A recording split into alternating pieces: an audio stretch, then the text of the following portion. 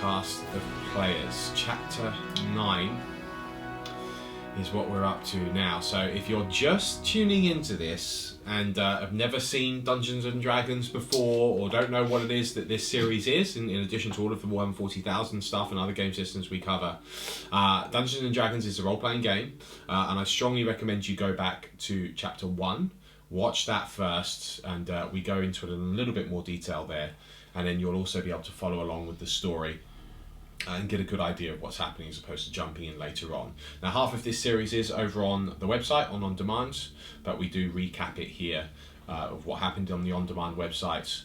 We recap every session at the beginning of each session, so you should be able to catch up regardless of what you want to do. So, Mr. Chef, our Dungeon Master. Yes, I am. Chapter 9. Take us through what happened last time. So, previously on a cast of players. After our adventurers' discussion with the surly Captain Davin of the College of Explorators, there was not much to do but to rest and recover. With the village of Radding in ruins, they sought solace within the college's land train, partaking some of the warming rations of their food and drink. Much discussion was had of their encounters thus far, and their future. Some were keen to leave the college to its duties, others felt that there was work that they could still help with. But with the knowledge that help would be at least 2 days coming, all they could do for now was rest. A figure stirred Griffin in the night, though perhaps not the way that he had hoped. Joanna, eager to provide swift assistance to others that may be imprisoned still by the There's Kobolds. still time. She rallied the party to venture with her. Erevan jumped aboard, eager to discover some of the hidden knowledge of the Cahadril buried deep within the Baywood. Luco, for it was the right thing to do, to help the innocents that were in trouble. Amrakai was resistant, mercenary by name, mercenary by trade, but choice words with Griffin persuaded him, for now at least. Stealing horses from under the college's noses, the group rode back into the Baywood, in the direction of where the second markings upon the map taken from the temple seemed to indicate where the kobolds and the villagers would be.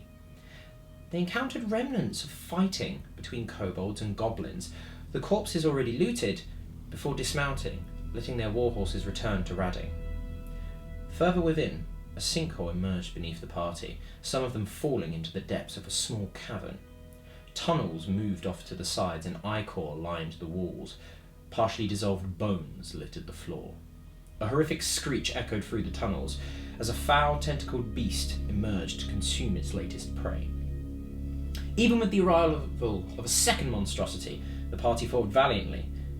Scratched, beaten, and scarred by the poisonous creatures, we return to our adventurers now, in a den of monsters, the moon high in the sky, and the second temple awaiting them.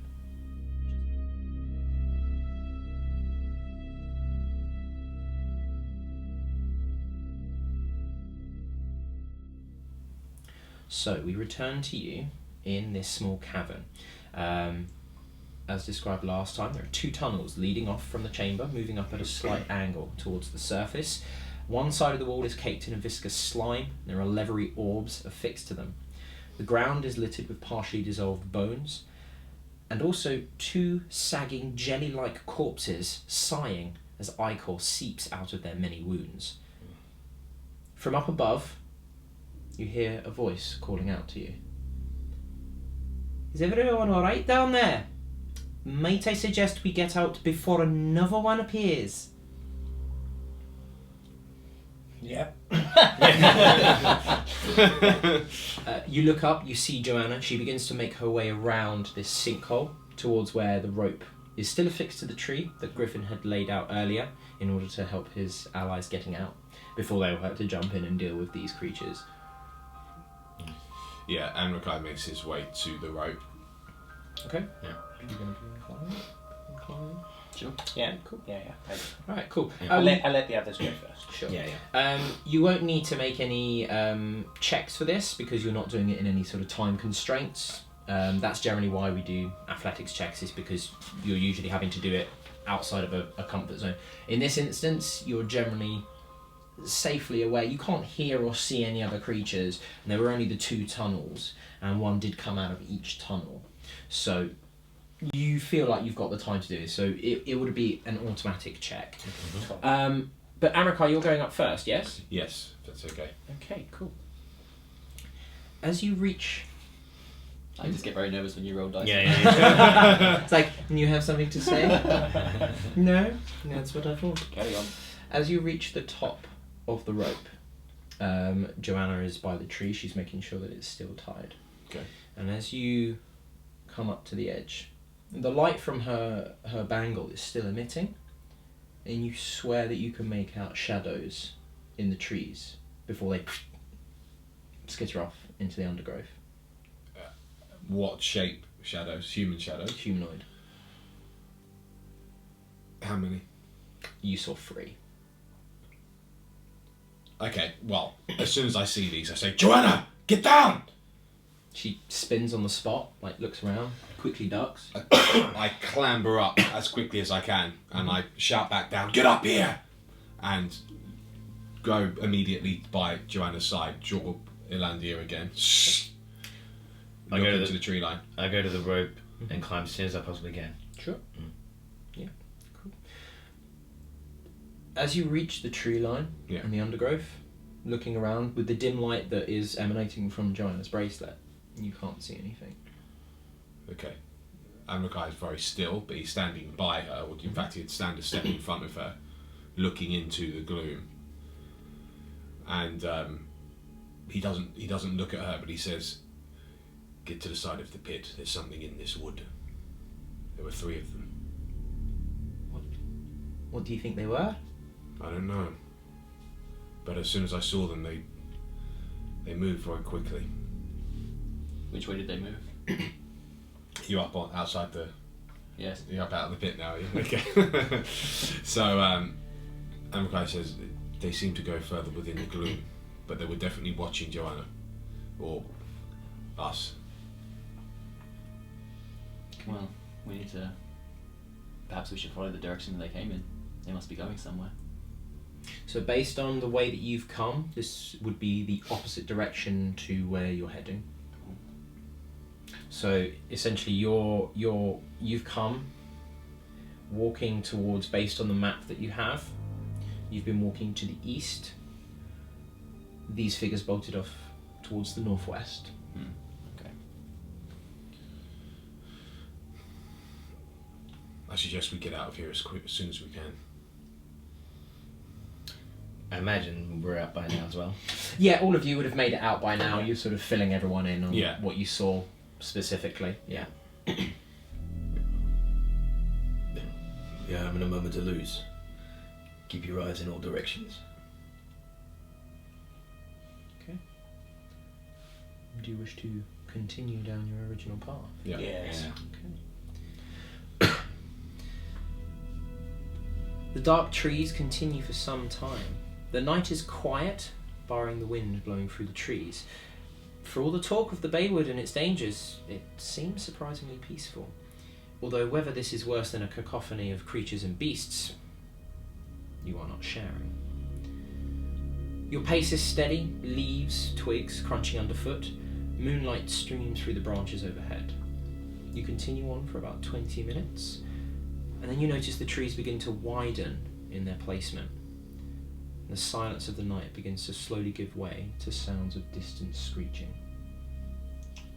As we're walking as well, Griffin just kind of looks at everyone. Is anyone seriously hurt? We do have some of those vials left. I'm alright. Amrikar sort of looks at you sharply. He doesn't say anything. So then... But you can see that his cloak and armour, not which it usually is anyway, is pretty heavily stained with blood. Sure. And you can see he's in pain when he moves. Sure, so then as I imagine I've kind of said that on the 20-minute walk at some point, so then I just fall into step with Amrikar, and I just kind of hand you one on the sly. Do have sleight of hand taken as well if we need to make a check, but I think we'll just leave it. Yeah, good. Just double checking. Sure. How many do we have left? Amrikar accepts it. Cool. So So we'll have 5 left now. If you drink it, of course. If you drink it now, you have 5 left. You have 6 in total between you, which Griffin is carrying. Griffin, I could probably use one of those. Very good, Erevan. He just openly hands it to Erevan. What is it? 2d4 plus 2. Yeah. So Anrakai he's up near the front, but he downs the whole thing. Okay, great. Double 1. So plus 2 was it? Plus 2. Yeah. So 4 back. 4 hit points back. I'm going to do the same now. 4. It's what plus? Plus 2. Plus 2. Cool. So 6 back for me, which is great. So you got a 3 and a 1 on your dice. I got 3 and a 1. Yeah. Thank you. Excuse me. So I'm on 18 wounds now. Yeah, you can see Anrakai has it. He seems to take a little bit of relief, but he's still not great. Yeah, you can. He's covering it well, but you've been working with him for a while now. You can see he is wounded, and he's covering the pain as he walks. Sure. So Griffin just says under his breath, "We have more if you need it." We don't have enough, and we're barely in to the Baywood yet. Well, to be honest with you, my friend, we have plenty if we're all dead, if you catch my meaning. It's true. See how you get on.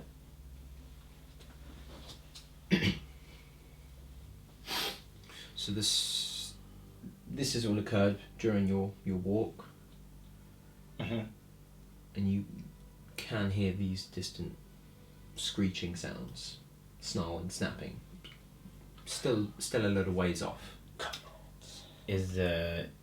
How still is it, or is there a breeze? There's a slight breeze, yeah. So you can visibly see branches swaying in the wind, but not full on. Yeah. So I imagine Luco is trying to take everything in with his senses. Like, can he smell anything, hear anything? Can you make a perception check, please? Okay.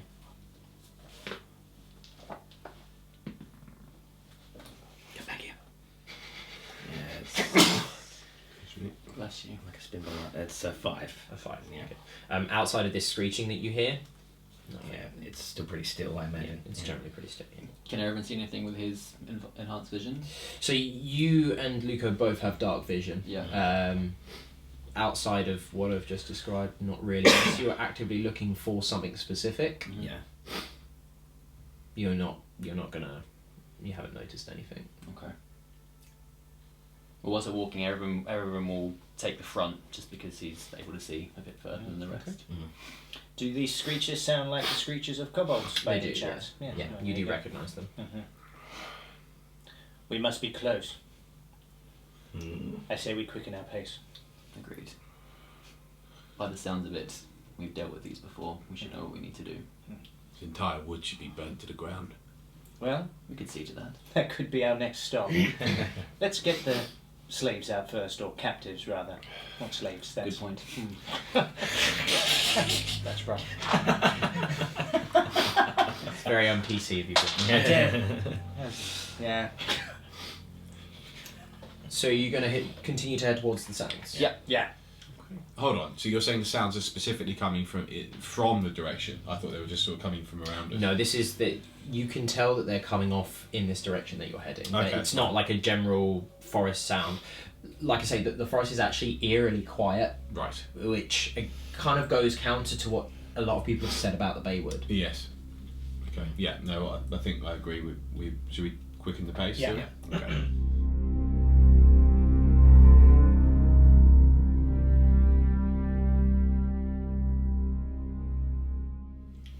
You approach.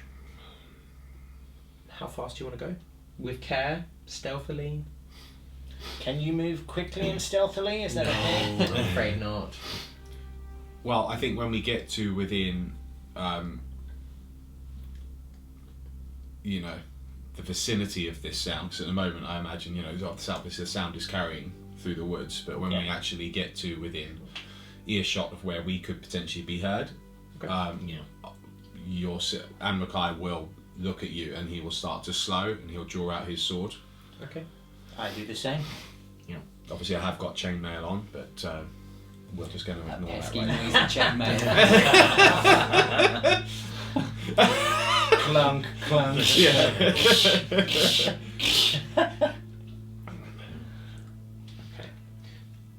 You continue on for maybe another 5-10 minutes or so before these sounds do start to get louder, obviously so, and you can see the foliage in the trees beginning to spread, offering less and less cover. Peering through the gap, you can see the beginnings of a small clearing. What's in the clearing? I take a sort of shoulder by one of the trees and poke my head round. Yeah, I imagine Luca also kind of does the same. He kind of goes up towards the front of the party and keeps to the edge of the path to make sure that it's always kind of partially covered. Griffin is happy for these people to move forward. He will protect the back. Everyone will be up towards the front as well. As you come to a stop on this clearing, facing directly before you, is a clearing with open grass, torn down trees. They're running around an area where there is a dim white glow that seems to be emanating from the ground. Off to your left, as you come to your halt, you hear twigs snapping underfoot away, followed by a brief rustle of leaves and the scurrying of feet on the ground. Can we tell what kind of glow this is, or is it like a... Within the glow, it's a white glow, and you can see that this is coming from the ground, and it seems to be lightly illuminating the area. Now, through the dimness of the light and the gloom, you can see that about 150 feet away from you, the edge of what seems to be a chasm or a crater of some description. The light is illuminating 3 bands of kobolds that are standing on the edge of the crater. To the right, you can see the edges of what appears to be a tightly packed camp. Tents made of rough animal hide, branches, hemp and rope. Now they're just past the edges of the trees. You can't see further.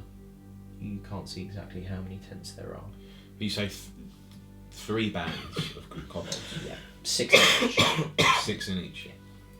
And they're dotted around various areas of this crater. So, Amrakai sort of squinting his eyes, looking through the glooms and this glow. I count 18. Turns to Luco and Griffin, who I assume are within my vicinity. Now, having a look at it, are they far enough away? Like, what's the circumference of this crater exactly?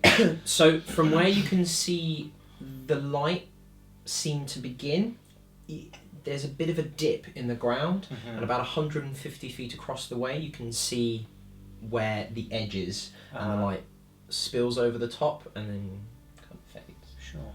So, what's the distance between these bands? Probably about 50 feet. They're dotted around. They're quite close. So they're around this crater. Mm-hmm. The question is this: what's inside the crater?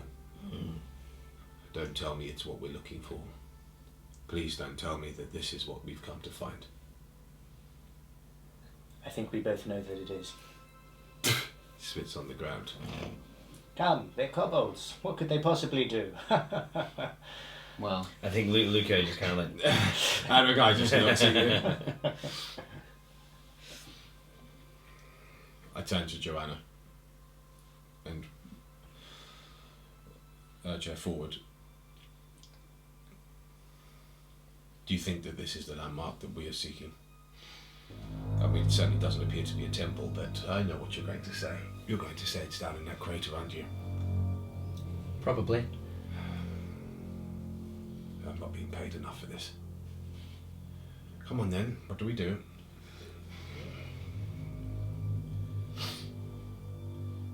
Three bands around the circumference of this crater. I don't see a way of getting into the crater without alerting all 3 of the bands. Maybe if we can provide a distraction for them, pull them away. I'm all ears. What do you have in mind?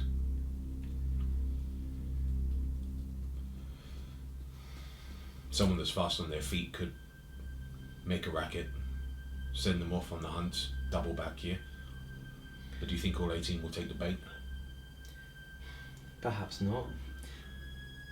Perhaps they would if we burnt down their tents. Do we have anything kindling?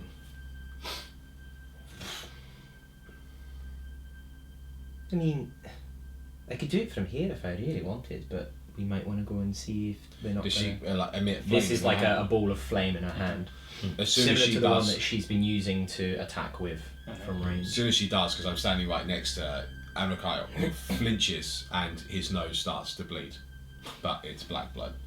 He steps back. Keep that away from me. She sort of flicks it off at this. I can be fast as well if I need to be. I suppose there's a way around the other side. It might take too long.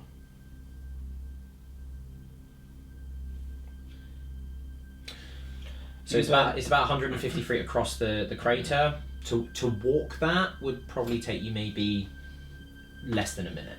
Oh, that's not too long. I suppose. I say you burn them, my lady. I'll create the distraction and double back. Quite nimble on my feet, you know. All that dance training.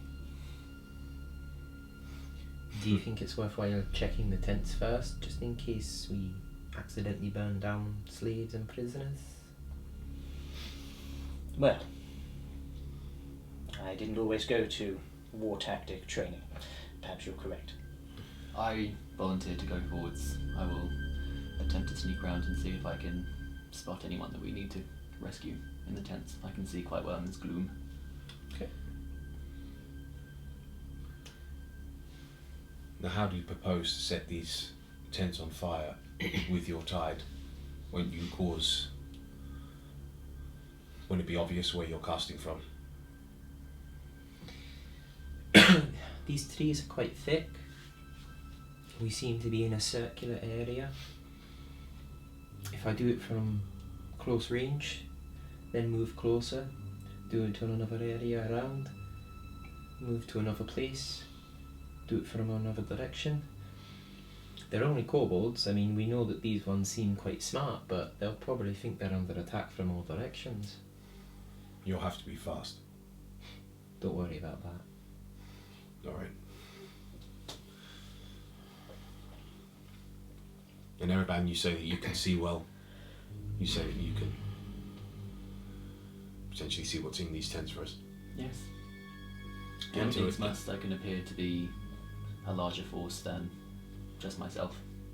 Do you catch my drift? How many tents did you say there were? You can see about 3 or 4, but Right. you've no idea if there's any more because the light begins to fade off. Right.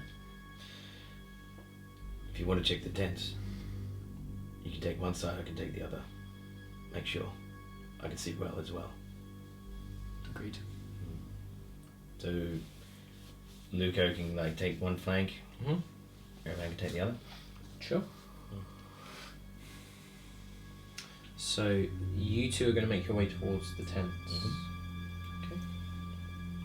I try to keep towards the edge as much as possible so that there's some form of cover. Sure. Could both of you make a stealth check, please? As you're doing this under the cover of darkness, you can do this with advantage. Yay. Because neither of you have a source of light because you have your own dark vision. Yeah. Yes. So essentially, in nighttime, it's total cover.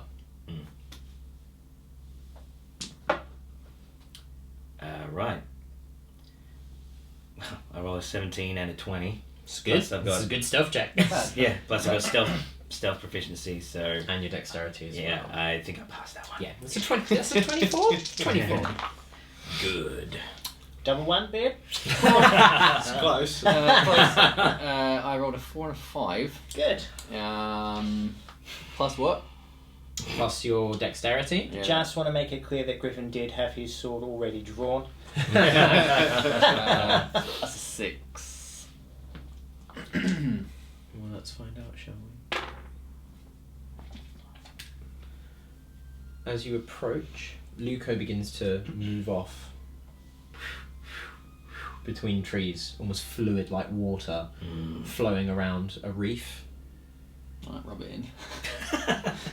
As you make your way towards one of the trees prior to the tents, you take a step, and your foot comes down.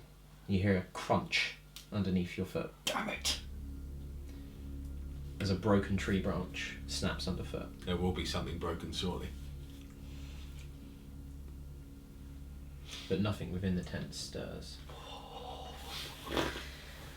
It's because it's empty. Burn them! Burn them all!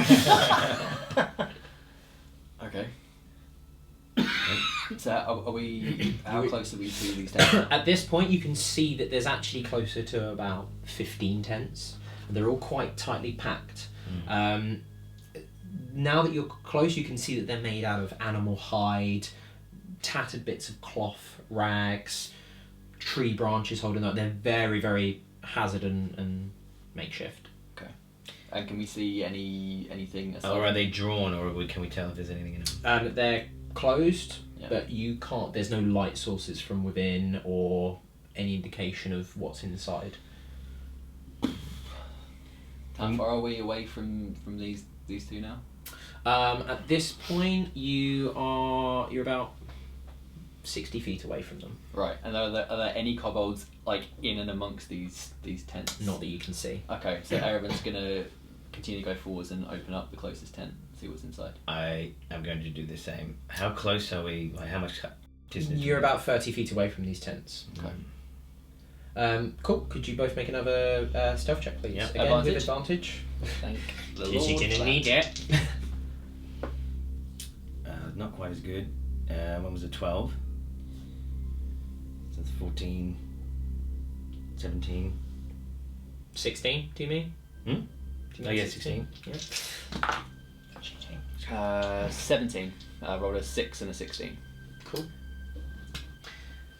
Both of you almost simultaneously sort of looking out across the way to each other. You guys are about 30 feet away from each other at this point, so you're well within range of your dark vision. Yeah.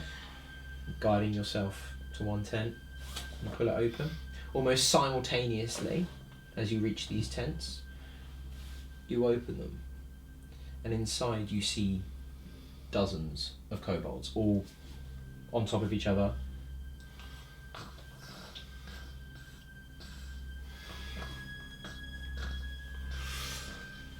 Asleep. Luco quickly quickly and quietly backs off. Zips it back up again. Yeah.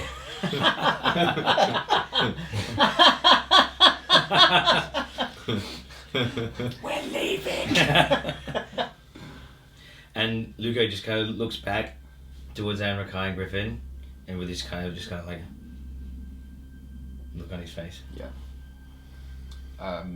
So we'll head back towards the group. Yeah. Okay. We want to do that. Are you going to go back stealthily? Yes. Right. If you could make one more stealth check for me, please.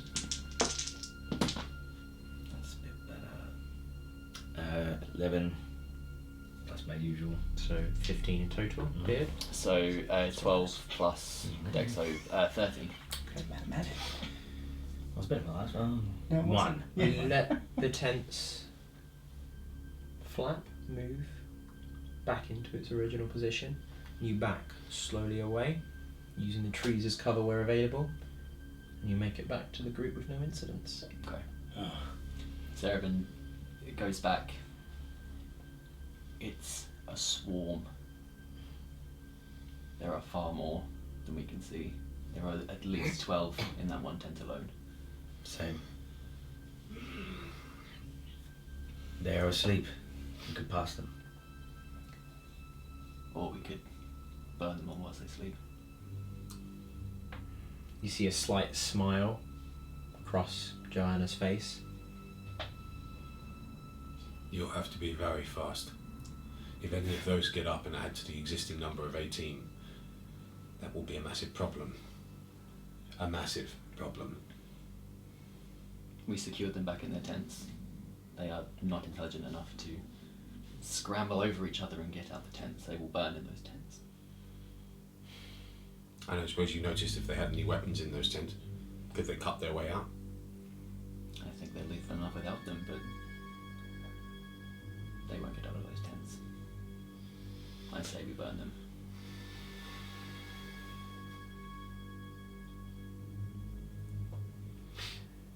Joanna closes her eyes. The bangle that's emanating the light turns off at this point. She opens her eyes again, and they're sort of glowing with this pale yellow. Amakai takes a big step back from her. You've not got my light. You're on your own. At this, she seems to sort of almost shimmer in place, and she's gone, like before you can blink, and she's through these trees. Cool. Right, well, I've already got my blade out, so I turn to look at the 3 bands of kobolds, and I just sort of stand there, ready to charge. About 15-20 seconds later, you hear roars of flame and screeching of pain and agony. And you can see the night being lit up by this conflagration to the side. Wow. The packs of kobolds begin to turn, start screeching at each other, and start dashing over to the tents. Before the furthest pack leaves, you can see one of them screech commands down into the crater. At this, you see another 2 packs of kobolds come from beneath the rise, with a priest hobbling in front of them all as they head towards the flames. So, yeah, Luco's got his spear bow now. He's kind of taking both hands to the grip. Mhm. He's kind of like rearing himself down into like almost like a pouncing position. I imagine we're still close to the rim of the forest, so we still take a bit of cover. Yeah. They're heading directly towards the tents now. Yeah. From where you guys are, if you can imagine, you're here. The crater and the patrols were here. Mm-hmm. The tents were over here. Yeah. They're moving directly around the crater towards this point. The 2 packs and the priest that came from within the crater have emerged from this side here, near to where the tent would have been originally. Right. So we need to attack. We need to charge from the other direction. Mm-hmm. So attack them while this forces are split.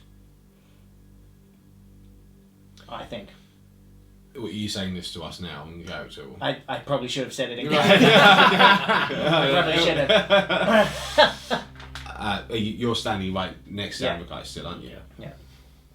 Are you going to try and create another diversion, or are we just waiting here for this camp to try and burn itself down? I can do. But I thought if we all attacked from this direction while they split, we can whittle down their numbers. Bear in mind, this is still like 25 kobolds heading towards the tents. Right. In that case... Yeah, I say when you say that, Amakai's like, he raises an eyebrow. Very well. So then, I'll draw them off.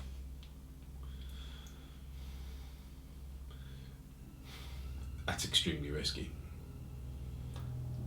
I don't know. I don't entirely know what else to do. Either I draw them off, you go in there, save everyone, or we fight them. Kill them, go in there, save everyone. But if we leave Joanna bouncing around by herself out there, she soon will be captured. Doesn't matter how fast she is. They have the numbers. And this is my point with you. I've got a head start on them. She has a head start on them, and I dare say you probably can't move as fast as she can. I take offence to that. Well, I would apologise if I was sorry, but I'm just telling the truth, as I'm sure you're aware, Griffin. Maybe we wait here, see exactly where it is that they go. Any that do scatter in a tree line, perhaps we can take out stealthily. I think charging in there is a suicide, an absolute suicide. Very good. So Amakai lowers himself, waits by a tree to see and observes them. Luca kind of turns to Griffin quietly and just says, if there's a way we can split them up, create 2 diversions, pierce through the middle, thin their lines. I was thinking more like a stealth attack, coming from different angles. Take one out, remove ourselves back into the forest. It's funny, I thought you said charge in and kill them all. And then... I look back at you. It's been a long night. Do you understand? I'm very tired. You're the one that woke me up, remember? It's true. Amakai spits on the floor again. So yeah, Amakai's just looking at seeing what they're doing. So I know we understand we've got more kobolds coming up out of the crater. Yep. And there's one of their priests with them. Mm-hmm. I hate those things. And are they trying to douse the flames, or? At the moment, they've just sort of wandered over there. You can hear screeching, and the smell of burning flesh starts to fill the air. The ones that have arrived, they don't really know what to do. The priest is barking commands at them, but most of the kobolds seem to be frozen. Perhaps, while they're away from the crater, we should head into it. If there is a temple door in there, we can close it behind us. Joanna will have to fend for herself, obviously, but as you say, she's quick. How far away is Joanna from the crater? You don't know. She disappeared into the darkness, and then there was flames and explosions everywhere. So how far is the distance between where we're standing and that crater now? From the edge of the crater itself, you are about 70 feet away.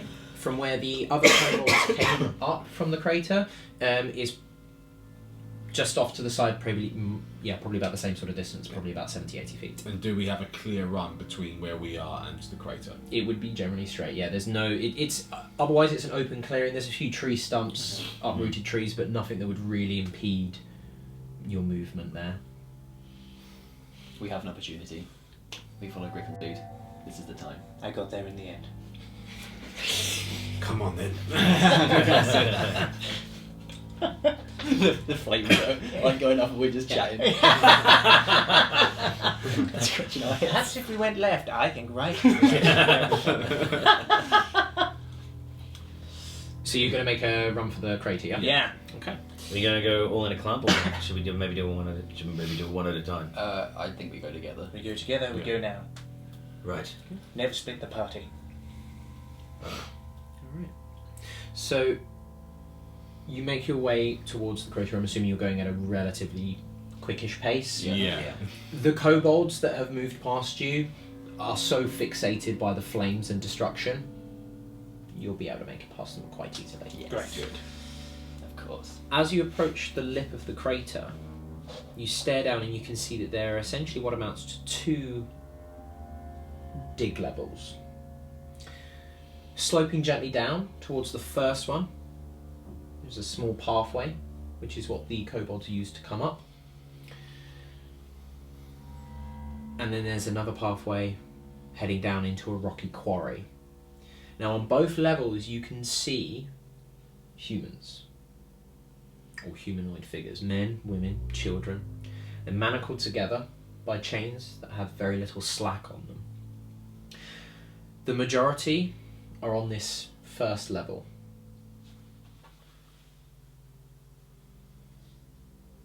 They're propped up against walls. You can see some of them are sleeping. This is all generally quite well illuminated now by this light, this white light. On that same level is a pack of kobolds, 6 of them, and a priest. Further down on the bottom level you can see that there are some more humans, a lot less here. They appear to be digging through the earth, albeit with no tools, no equipment. Some are congregated around what appears to be a grey stone wall jutting out of the ground at the far end of the excavation, and they're moving aside rocks and mounds of dirt. How deep is the pit, sorry? So the first level is about 20 foot down, Right. and the third one is about 30 feet down from that, but there are pathways to get to it if you need to. Now, on the grey stone wall that's jutting from essentially out the ground, out the side of this crater, you can see that there are white slabs slid open. You can see a priest and a pack of kobolds begin to move inside. The source of the white light appears to be coming from 4 crystalline structures that are dotted around this bottom level. They're clearly not kobold in origin. Does it look similar in construction or architecture to the Cahadril temple that we were in? Yeah. So it's essentially a white stone pedestal with a blue crystal on top of it, which is emanating this faint glow. Now on each level, on this bottom one, you probably guess there's about 50 humans manacled together. And the bottom one, there's probably about 15 that are digging through the ruins. Right. On the bottom level, in addition to that one pack that's gone in, you can see that there's one of the gold helmeted creatures and another pack of kobolds as well.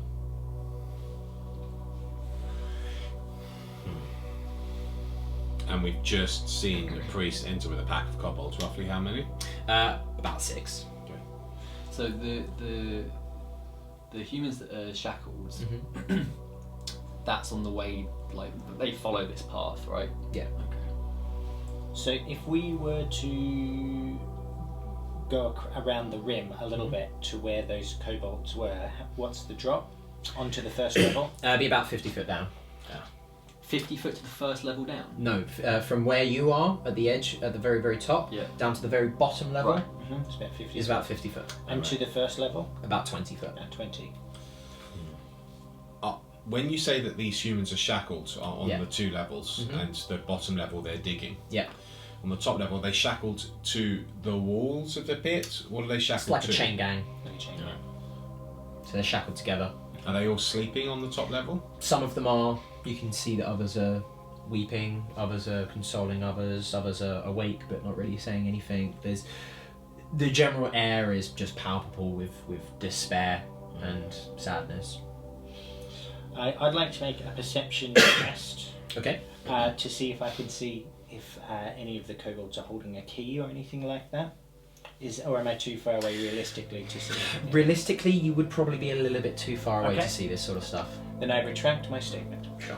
Are there any empty shackles on that first level near us on the way down the path? Not that you can see, no. Okay. Well, we can't linger up here all night. No. And Mackay says, he looks at you, let's go. Yeah. And he starts to walk down Yeah. the path. As you walk down the path, out the corner of your eye, above the stone wall, essentially as you're walking down at the same level where you are, you can see 3 humanoid figures staring down into the crater before they quickly rise and move into the tree line. What? I don't know. What? You have 3... we go down into the pit. So as you're walking down to the pit, Yeah. you can see, just from the corner of your eye, across the crater, Okay. where the stone stone wall is, Right. there are 3 figures essentially leaning, crouching down, looking into the crater before they rise up and walk back into the woods. Do we all see this? You would all see this.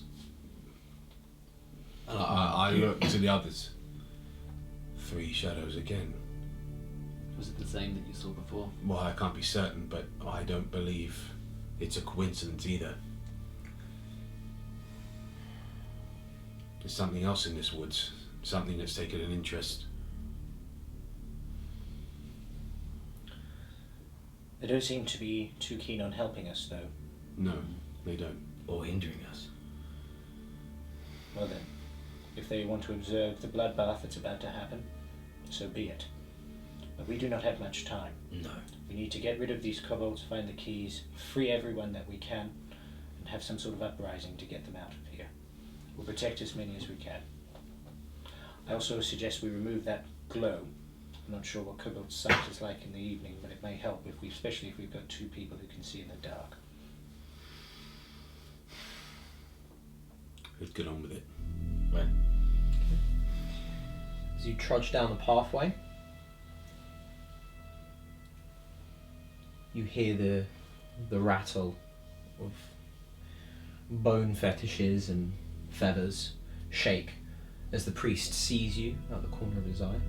A screech rallies around the crater, and the pack of kobolds begins to move towards you. Right, and this is as we're going down this sort of path. Yeah, as you're coming down the ramp. So, and because those kobolds are on the bottom level, right? So these ones are on this second level here with the prisoners. Yeah. Okay. There are more kobolds on the bottom level with the diggers. So spot how many of them are there? On this top level, there was the one pack. Yeah, there was and, 6. And then on the bottom level, same again. Okay. So as we're walking down, Griffin actually, when he sees us, he just, "Ho there! We appear to be lost. I suppose you could give us some directions." Shing! As he pulls out the Dawn of Haymel. Alright, cool, let's roll for initiative.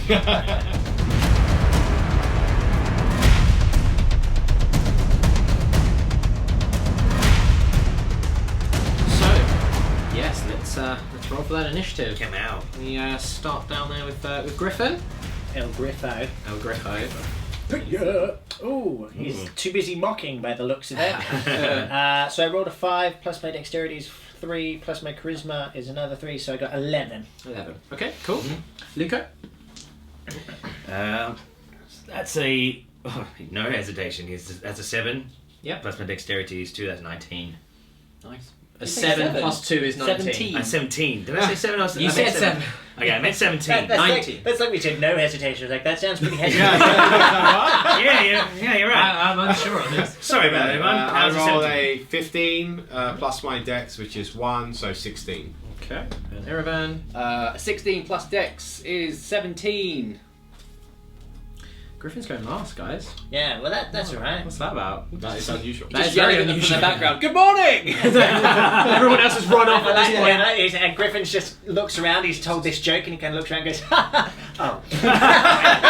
They've already run off. That would be totally what he did. So, the Order of Ceremonies will be Luco, Erevan, Amrakai, the mob of kobolds, Griffin, and finally the priest. Cool. Luco, proceed. Right. Yes. So, how far am I? You're very far. Yeah. That's a long way away. I think I'm still in. Is that 30? Right, so where are you? I'm right here. You're here. So if you I wanna dash down there, so don't this is like a ramp. So there's no actual like drop damage. Oh, there's no that drop occur or anything. here. Okay, fine. So if you went like you could nip over this ramp bit here. Mhm. So that'd be 5, 5, 10, 15, 20, 25, 30. 30. So that's generally where you're gonna be. Yep. Okay, well, I can't reach him just yet. I can dash, but... Alright. Okay, Luco just charges forward. Alright. I imagine what happens is that because Griffin's at the front and he's going, we're wandering for some directions. He draws his sword, and from behind him, this kind of beast just charges forward. And he just, he doesn't dash, he just does his usual 30. So he's doing 30. He's out of range, so he can't attack just yet. Mm-hmm. So that's what he does. He just rages forward. He doesn't rage, but you know what I mean. Okay. So you're not going to do anything else? I don't think I can. You could ready an action, for example. Oh yes, I could. Yes, I will. Yeah. I will move forward and I'll ready an action. So he kind of charges forward and he's got his both hands on the blade. Okay. Yeah. What action are you going to ready, and when do you want it to trigger? Let's be very clear about that this fair time round. So he's got his blade and he's ready to attack as soon as one of the kobolds is upon him. Okay, cool. Great. Proceed to move him as to where you would want to be. So they go 5, 10, 20, 25, 30. So... There we go. Okay. Erevan. Erevan. Right. He's the man. He's the man. If he can't do it, Oh God. no one can. Essentially, Natural one. Can do it, probably the others will.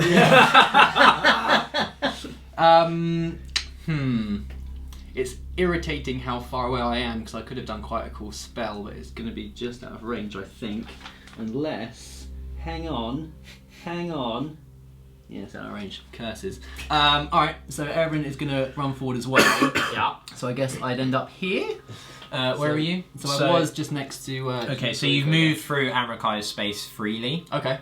Ooh, Yeah, so I you go can barge here. like between them. Yeah. A friendly creature, you can generally move through their space. Okay, So you can imagine Amrakai's there, and then you just nip past 25, it. 30.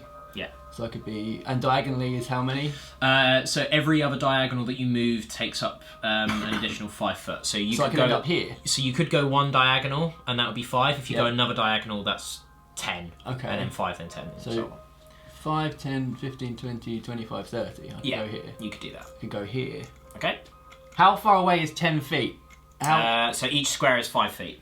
Bear in mind that there are rows of humans along here.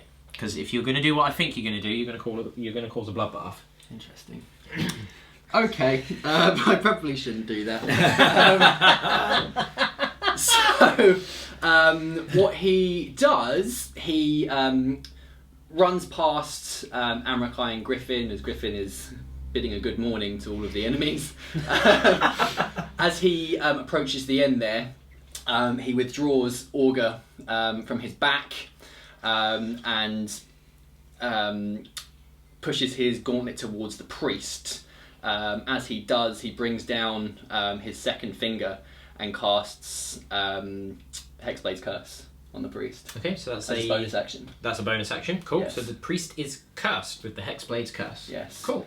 As that happens, the glow sort of dims from the white light for a second, like that, as he's cursed, because that's cool. Yeah. I mean, that is the reason why we do that. Am I able to cast Eldritch Blast as well? Yes. So Eldritch Blast is a cantrip which takes 1 action. Yes. Whereas your Hexblade's curse is a single bonus action. Yeah. I'm just going to double check that it is a bonus action. I'm sure it is. Okay. I'm pretty You've confident probably it got is. it easily accessible as opposed to me. But that's, Eldritch Blast. Not No, a- sorry. Hexblade's Curse. I'm sure it's a bonus action. I'm sure that's how it's been played before. It's a bonus action, yeah, cool. Yes. They've got to be within 30 feet that you can see, Yep. which you can. Cool. So as the light dims, in that instant that happens, Augur is brought up and hefted above him, whoosh, with both hands.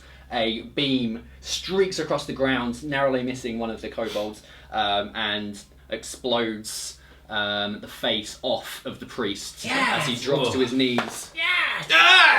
17 Yeah! as a hit. It's sadly not enough to make use of the Hexblade's curse, which makes your crit range go from 19 to 20. Yeah. But it's a definite hit. It's close. Okay. Remember that the Hexblade's curse does allow you to do extra damage as well, so it's not like it's a total waste. Yes. Don't worry about that. So this is the D10, correct? Yeah, D10, and it's now at... Alright, Rob. Oh wow! Oh, come on, don't insult me. That's nowhere near the table. That was As a 7, Yep, and your Hexblade allows you to add what as bonus damage? my charisma. No. Huh? No. Your proficiency. Oh, proficiency is 2. You can add your charisma to Eldritch Blast as a warlock, but that's an invocation, one of which you have not taken. Interesting. That was a poor choice. But it's plus 2, so that is 9 It is points 9 of damage. points of damage. Whoa. And he is slowed by 10 feet now. Okay.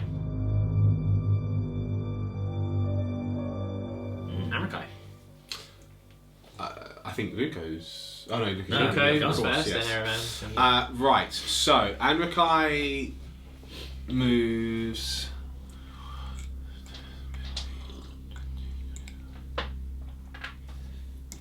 Yeah, so Anrakai moves down here. Oh no, sorry, diagonals. So 10 where feet, have you moved? No problem, I'll be here. Because you were there, weren't you? Yeah. So that's 5, 10. Yeah.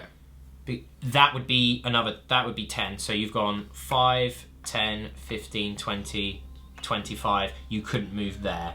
Okay. You could move there, for example. Okay. Well, I'm going to move here. Okay.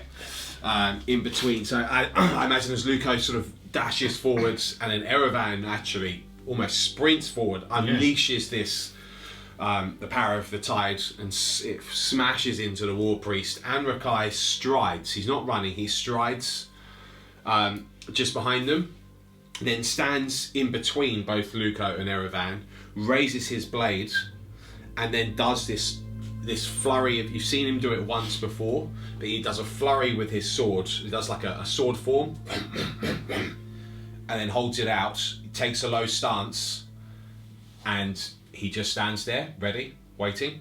I will. That's my whole turn. Okay. Cool. Yeah. Now the kobolds. So Cinematically, this is very cool already. yeah. The kobolds will move up round here. This one will attack Erevan.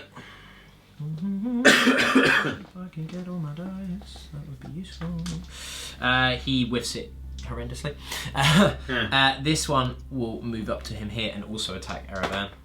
This one does hit, however, and Erevan will be taking 6 points of damage. Oh! This spear straight into your gut. Pesky kobolds. Despite your shimmery armor, it sort of bypasses it almost immediately, goes straight into your gut. You feel this jagged spear wrenched out. Jeez. Yeah.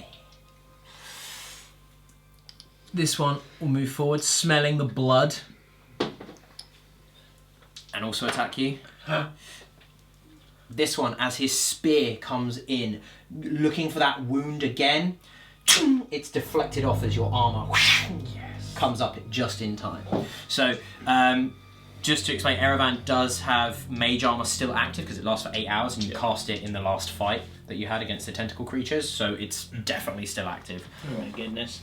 Which is good for him. Yeah.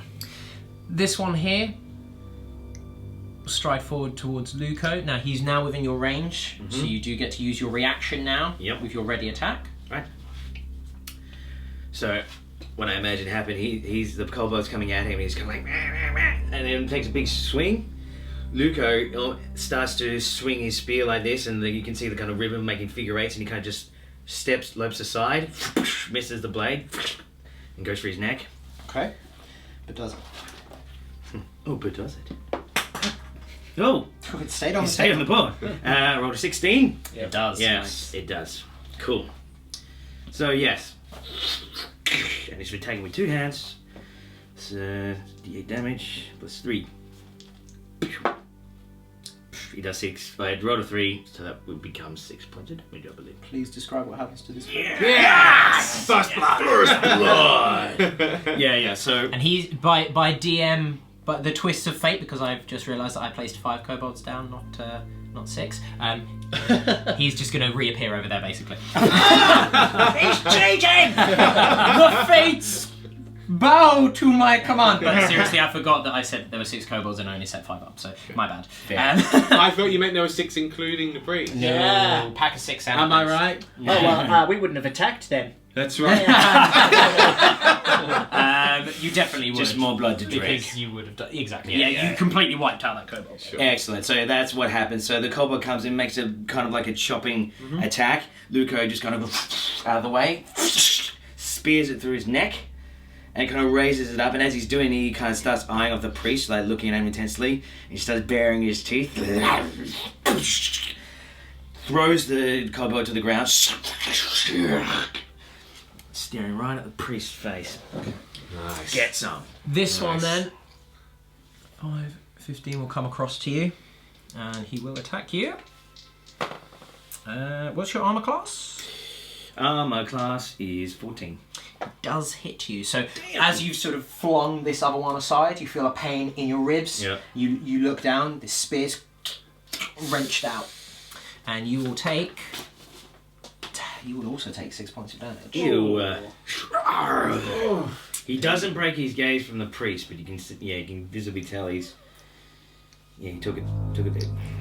And finally, this one here comes along, and he also goes to attack you. This one, however, whiffs it. Yay. So as this other spear's pulled out, another one comes in, and in your delayed reaction to deal with that second spear attack against you, you do actually bat aside this final kobold. Yeah. Right. Griffin. Cool. So Griffin has made his hilarious joke. Everyone's kind of, because everyone's run ahead. So he just goes, right. Clearly my humour's not appreciated here. So he drops down over to here. So, seeing that the second kobold, his attack's been battered away, what Griffin does is, as that gets battered away, he sees a moment of opportunity. The spear goes up, and he pierces the kobold through the heart. Okay. Now, I don't believe I have... You don't have a sneak advantage, attack here. but you will be able to sneak attack. I will be. Yes, because the kobold is within 5 foot of one of your allies. All right, and it doesn't matter that it's within 5 foot of one of theirs as well? No, because your additional sneak attack for being a swashbuckler is in addition to the normal rules for sneak attack, which is as long as there's one of your allies or at least an enemy of the creature that you're attacking within 5 feet of them, essentially providing a mini distraction. Right. You don't have to actively say, I'm going to distract them so that you can be sneak attacked. But yes, your sneak attack would apply, you just don't have advantage. Okay, very good. So, I roll a 17, so I'm assuming that's a hit. It does hit. Excellent. So, and that's 2d6 damage, plus a d8. Yep. Plus your dex. Plus my dex. Yep. So, I roll a 3, a 1, and a 2, so that's 6, plus my dexterity is 3, that's 9 wounds. Cool. Yeah, please describe what happens. So, exactly, as it gets battered up, Griffin sees that the perfect strike for a heart. He just goes, just shoots about. It's just really, really clinical, just like this. And the kobold just goes, just collapses to the ground. Yes, he does. Lovely. Yes, Seeing die. Do you have anything else that you wish to do? No, I've just killed something. That's pretty cool. Well, I'm not really in combat here. What I might do actually is, because he can obviously disengage, is just move back. How far can I move if You've I got disengage? another 15 feet of movement at this point. So that would be 10. Yeah. 5. He moves over here. Okay. Cool. Near the edge. I'm trying to be kicking some kobolds. Seeing the creatures fall around it, the priest slams his staff down. A screech emanates, echoes through the crater, and you hear a response coming from the level below. Another screech in reply. He hobbles back towards the ramp area where this would be leading off. And his staff begins to glow with an orange light. And as he plants it forward, he taps it upon the ground. And this fissure runs along towards Griffin. If you could make a dexterity saving throw, please. That's the wrong. No, that's right.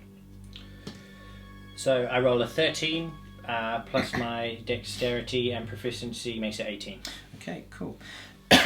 As this crack along the ground begins to head towards you, you leap out of the way of it. Shards of earth begin to splinter as part of the platform begins to fall away. Whoa! Whoa. As you move, you are caught by some of the debris that flies up, Sure. and you will take 3 points of damage. So literally part of the It's ground essentially falls it's away. like a little landslide. It's gone and fallen into the lower area. That's crazy. All right, so I'm on 15 wounds now. Luco, your turn. Oh, it's me again. Yay. Right. So after he's taken care of, he takes the spear in the side. What he does then, he grabs that spear into the, like almost like kind of like out the side, like this, into that one's neck as well. And I roll a 14 plus 5. That makes 19. Well, that's a hit. That's a hit. Yeah, plus 3. Ooh, I do 6 points of damage on him. Please describe what happens to this kobold. Yeah, jumping. Right, so he skewers him again through the side, and again he's all the time he's eyeing off the priest really intensely, and he does it, and he leaves him on his spear. He kind of picks him up a little bit off the ground, and then push, a side kick, throws him off the side, and he goes flying over the edge. Uh-huh. Nice. Alright, cool. Yeah, Please remove him. yeah. Die, little dog. Anything else? Anything else? Yeah. No. All right. Cool. Erevan. Right. So which one was it that speared me? It would have been this one here that speared you. Okay. This one whiffed it. This one was deflected off your armour. Okay, cool. So yes, as taking the spear through the sides, Erevan sort of pushed down to one knee as he takes quite a impactful blow based on how many hit points I have in total. As he's taken down, Augur sort of like is trembling in his hand. You sort of hear some sort of and as quick as you've seen before, the sword is brought upwards, just making an attack, and cleaves the top of his head diagonally as it just flies upwards towards the ceiling. 9 plus my... I go by charisma, right? You go by charisma as a hexblade, yep. So that is 12. Plus your proficiency. 15. Is your proficiency 3?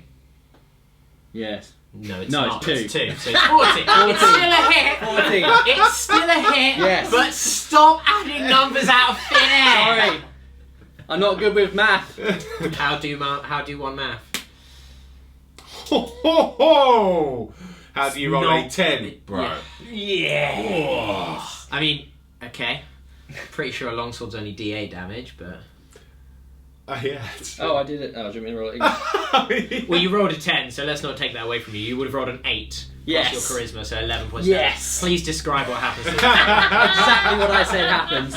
The blade comes up with lightning speed, as if Augur is thirsting for revenge. The blade cuts from the top of his mouth all the way diagonally through to the top of his head. It sort of spins towards the ceiling. Blood just sort of oozes out down its mouth as it drops to the floor. A longsword is D10 damage if you do it with 2 hands. Oh, is it really? It is with 2 hands, yes. That's what I did. That's what he did. Alright, so Yeah. you did 14 points of damage. So 13 points of damage. So it how was much actually more does cleave- it explode? It was actually cleaved from the neck upwards. It flies backwards towards the priest. Brain sort of clattering across the ground. The kobold drops to its knees, and its brothers look at it and run off the cliff. Please remove that kobold. Yes, I think I will. It's not worth it! Throw yourself off! It's better to die than to be killed! Right, Amrakai. Right, so one of these, because he was surrounded just a moment ago, I've seen... I was. Yeah, you were. So Erevan, I've just seen him eviscerate this kobold.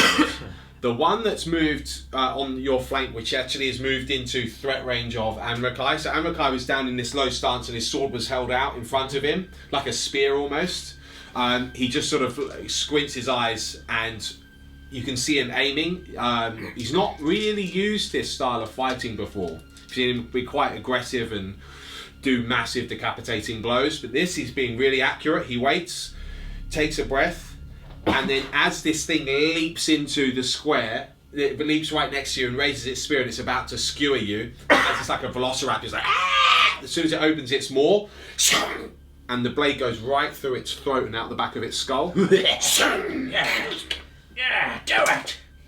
Right, so we've rolled an 8 plus our proficiency, which is 10, and then plus our strength bonus, so 13 in total. It's a hit. Yeah!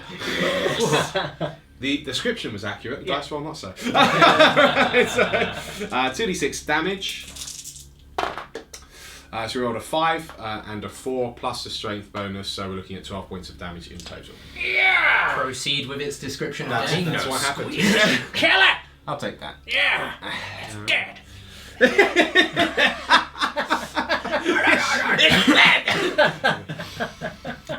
Okay, cool. So the one that's now attacking Erevan, he looks to see the rest of the kobolds falling around him.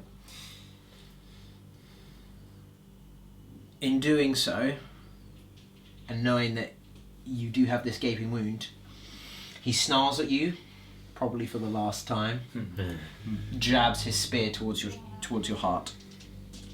You can try. brave little critters, aren't they? Yeah. Or mindless. Please describe what happens as you parry this attack. Because Because I rolled a 1. Oh! You rolled a 1. I rolled a 1. Yeah. So as the blades come up and cleaved the other one's head off, you hear Augur speak again. Look out! Whoosh! And as quickly as he's decapitated the last one, it parries the blow. Yeah. The kobold looks up like this and runs away. He probably will run away. Yeah. This does mean that you can use your reaction to do an attack of opportunity against Oh, you're right. I think I will. very, very themed with this at this point. Yeah. So it's standard attack. Okay. 12, so that's 15. It's a hit. So as this kobold turns to flee, what happens? So the strike's been parried. He turns on his heels, and as he does, sort of in a spinning arc, blowing Arakai's coat as he does, cleaves up from his groin all the way up through to the top of his head. Oh. I'm going to do an 8 this time. And on a 7, Yeah. that's exactly what happens. Yes! Butchered every single one of them! Oh, Dad! So as the blades come round in the arc, exactly what happens, he's cleaved upwards, and whilst the blade's lifted up high, puts it back in place and stands up. Bosh. Griffin. Oh god, there's still one left, that was the end! He doesn't do that because he's still fighting. He does that, and you hear, "No, wait, we're not done yet." Yeah. You fool!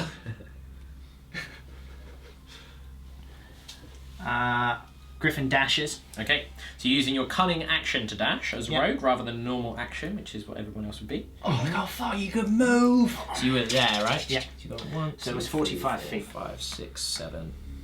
Yeah.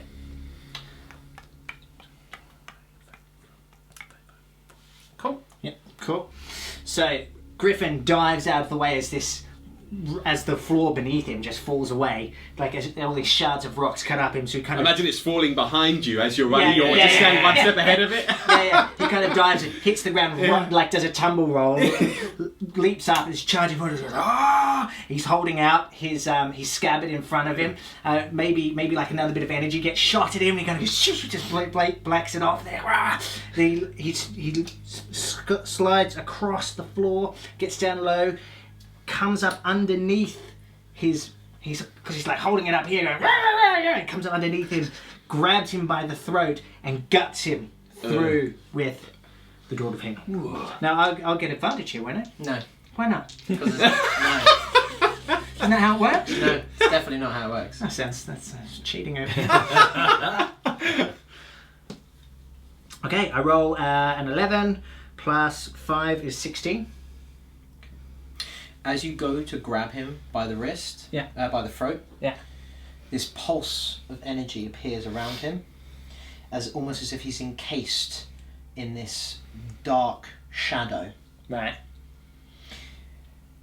You reach and you grab his neck, and you plunge the sword. Yes. The shadows fade away, and your sword has edged past him. On a 16. That's huge. What? Griffin is shocked. He just kind of stands there. For a I'm moment. shocked. Yeah. Just looks at him, goes, gives him a nod. Very well. And Show me what you got. On a 16? Because I've used my cunning action, so I can't disengage. No, so basically your cunning action for dash doubles your movement. Yeah. You've attacked someone as a swashbuckler, so fancy footwork kicks in. Yeah. So this means you basically get disengaged against that creature that you've attacked. You have a remaining 15 feet of movement here. Right. Just move over. Just a smidge. Griffin kind of, when he misses, he kind of like almost staggers back because he's so shocked by what's happened. Goes over here. Just kind of staring. Whoa. Erevan! Do something, please. I'm working on it. At this point, the priest turns, looks at you, takes one step forward as you hear screeching at the top of the ramp. No. Oh, whoa, whoa, whoa, whoa, whoa, whoa, whoa, whoa, whoa. Okay. Whoa. And more begin to join the fray. Who's that? It's one of those like Oh, the gold those. mask. There's like a shaman, Yeah. and then the other one's like their warrior Yeah. Yeah, I've killed one of them priests. Yes, we have. So have I actually. before. Yes. Shall we add another to the tally? Okay, best of 3. Yeah, sounds good. Chef, just a question. Are there slaves? Are there prisoners around every inch of that wall? Yeah, they're quite tightly packed here. Right. But not, Running around not here. where the curve is. Not where those kobolds are coming up. No, this is the ramp that leads down to the second Right. part of the quarry. Okay. But there's a lot of basically all the prisoners are around here Yeah. essentially. The priest takes another step back, another step forward, and eyeing the three of you there, you can see him hobbling a bit. The staff's light seems to be draining. Ever so. But once more he cracks it into the ground. And this fissure runs along here. Hey. Arakite and Erevan, could you make a dexterity saving throw, please? 6 plus dex is 1, so 7. Okay. 14 plus dex is 15. Okay. I Erevan? don't get to add athletics, do I? Sorry to interrupt you. No, because it's a dex saving throw. Fine, fair enough.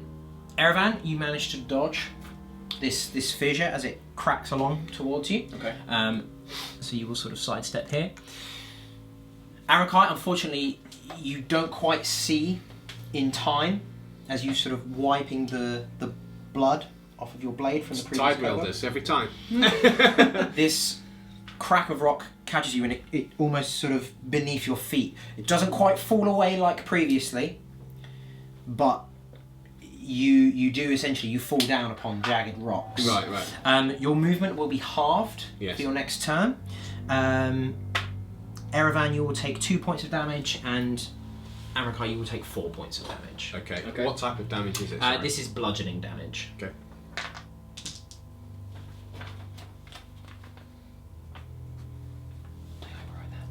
Luco, it is now your turn. I'm just going to add in the rolls that I made for the second set of creatures. Am I allowed to say something before he takes his turn? Who? Luco. Depends what you want to say. You have 5 seconds, go. You need to... Luco! Charge in, but save me a gap! Okay, done. Alright, okay. Luco.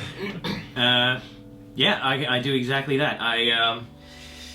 Hearing that, he doesn't look at Erevan, but he hears it, and so takes his spear. He starts to make this kind of war cry. He pokes his tongue, his eyes are wide. I'm gonna charge in on him, on the priest there, Okay. and I'm gonna make a reckless attack. Ooh, okay. Yeah, Cool. which basically means I do this at advantage. Unfortunately, though, he attacks at advantage at me. Anyone attacking you Is at advantage, yes. is at advantage, yes. But I'm gonna do it anyway because that's really sick. Is that Yep. a barbarian special ability? Yeah. That's awesome. Yeah. Very So Very cool. 5, 10, 15. I pretty much it. Yeah, great. cool. And that'll get Erevan in as well. I trust. Mm-hmm. Cool. It's good. Thank you for coming to my aid. I'll take this priest out, bud. Yeah, sure. You forgot to help Brave Sir Robin. I think I was out of range of those other guys anyway. Dead Sir Robin. Right. So yeah, he comes in, he kind of takes a little bit of a leap, almost like Achilles style again, but he's kind of raised his spear above his hands like this. So making this with advantage. Yeah, buddy.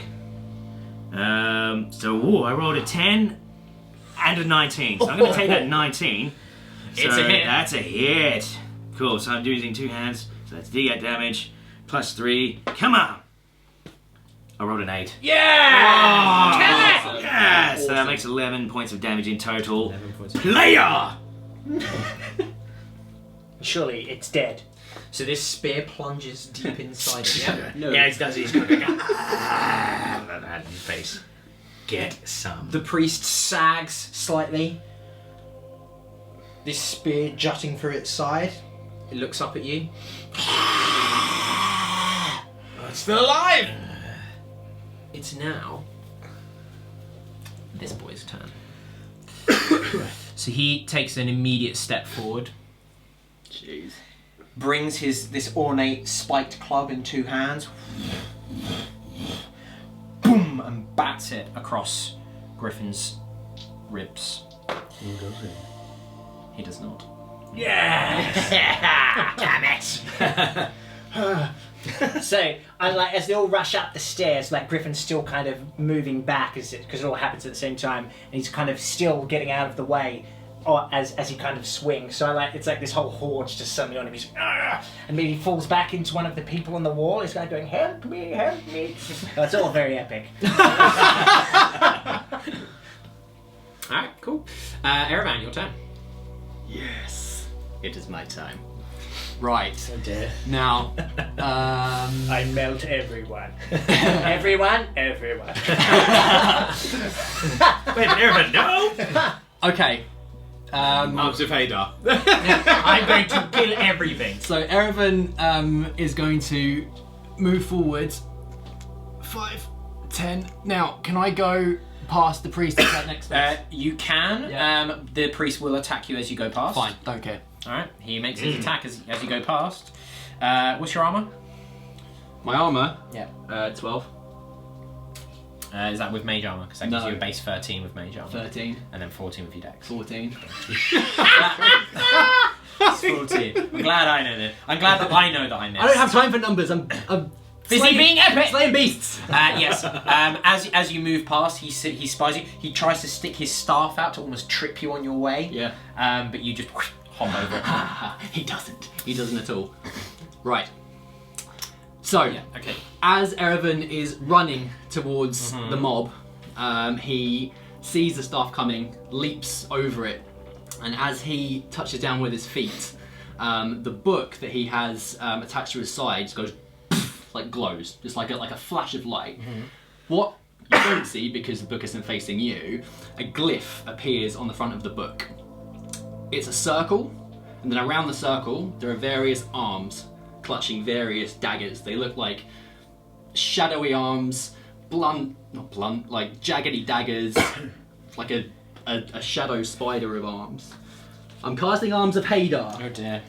The arms of Hadar.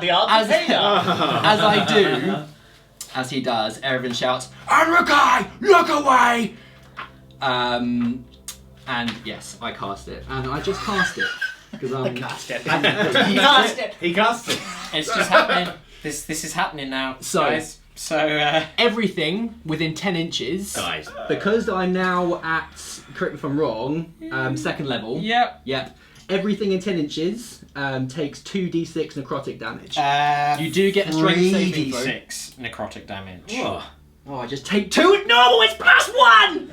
So everything is able to take a strength saving throw. If they pass, they take half damage. Yep. If they don't pass, they take full damage, and they can't take reactions until the end of the next turn. 10 inches. 10 feet. So that is... It's me again. What's wrong with you? No, it's just out of range of Griffin, but it will hit everyone else there. Including Luca? Including Luca. Oh, Yes! He's a tough guy. No! And I assume Erevan's immune to it. Yeah, because it goes around. So, Luca, if you'd like to make a strength saving throw. Okay. I'll do I one for am the... so happy I'm not standing. So what is your spell saving DC? I have no idea. It's a good thing I do. So your spell saving DC is 8 plus your spell casting modifier, which is charisma, Yeah. plus your proficiency. Okay. So my modifier is 3. Yeah. And my proficiency is 2. Yeah, so that makes it 13. So you need to roll a 13 or more to take half damage. I rolled 13. Cool. Plus your strength, Plus because my you strength. have plus your strength plus your proficiency. So yeah. Yeah. So you basically roll like an 18. Yeah. The gold crested one did pass. However, the rest of them That's a fail. That's a pass. That's a fail. That's a fail, and the priest. So roll 3d6. Is it per? You roll 3d6. It applies to everything. Right, I'm gonna move this book. Come on, give me a good roll. Oh! That's pretty good. Oh! That's pretty good. What So do you get? that's 15 per model. Okay. You take 7 points of damage Oh. because you passed it. Yeah. The gold-crested warrior takes 7 points of damage because it's halved. Though this one here in the middle will take 7 points of damage because he passed. That's not enough. Oh my god. them all! Oh, let me describe what happens. And the priest as well. And the priest. Oh, Oh my whoa. god. Yes. Whoa! So, as oh, that was so good. I've been waiting 5 episodes to use Arms of Hater. So what happens as the book glows and the glyph appears on the front of the book? What you do see is a black circle emerge around Erevan. All around him, these arms jut out from the multiverse, and they are just stabbing, flailing everything. This scream happens for every arm essentially, and there's just a whirlwind of death and destruction. And as soon as they come, they go back into the hole. That is messed up. Erevan Very cool. like drops to a knee, holding himself up with Augur, as the kobolds lay waste around him. See, now I That's imagine immense. That's so so immense. it's like that. I imagine as that's happening, kind of. You said there was like a glow from the book. From the book, yeah. Yeah. So it's so bright that there was a moment there where Luco, having skewered this priest, kind of just goes like that from the glow. And before he can kind of come to and regather his vision again, you see the priest is just gone, like evaporated almost, from being just like cut to pieces. But also, before he has a chance to kind of get out of the way and do anything about it, he sees a couple of these kind of daggers come out of the void and just go like that, and he cops a few cuts around, like imagine like the neck and the shoulders. But he's kind of still firm, and you can see that they're all dead, and he goes like almost gleefully, like he revels in pain. Wow, that's really cool. Dude. So those kobolds will not be getting a turn. Amrakai, on to you. Damn, son! Am I still at half movement? You are, yes. Yeah. Okay. So I imagine that just before this happens, these white sort of glowing lines, streaks, sort of appear as cracks beneath my feet, and they lashed out from this war priest here, and all of a sudden, as they sort of coruscate around my feet, they explode, and I sort of fall into this pit. But as I do, I sort of get a foothold on the upper surface, and then try and run my way out of it. I twist one of my ankles as I'm running, but he's okay. But I am at half movement, so I can't move double and attack. There isn't a charge action in D&D 5th, is there? So, No. okay, that's fine. So I've got 15 feet that I can move effectively here. So 1, 2, 3. Yeah. So I end up about here. Yep. Moving towards the. I was going towards the priest, but as I see everything that just happens, the arms of Hadar, these horrible black tendril-like arms, coming up and stabbing everything.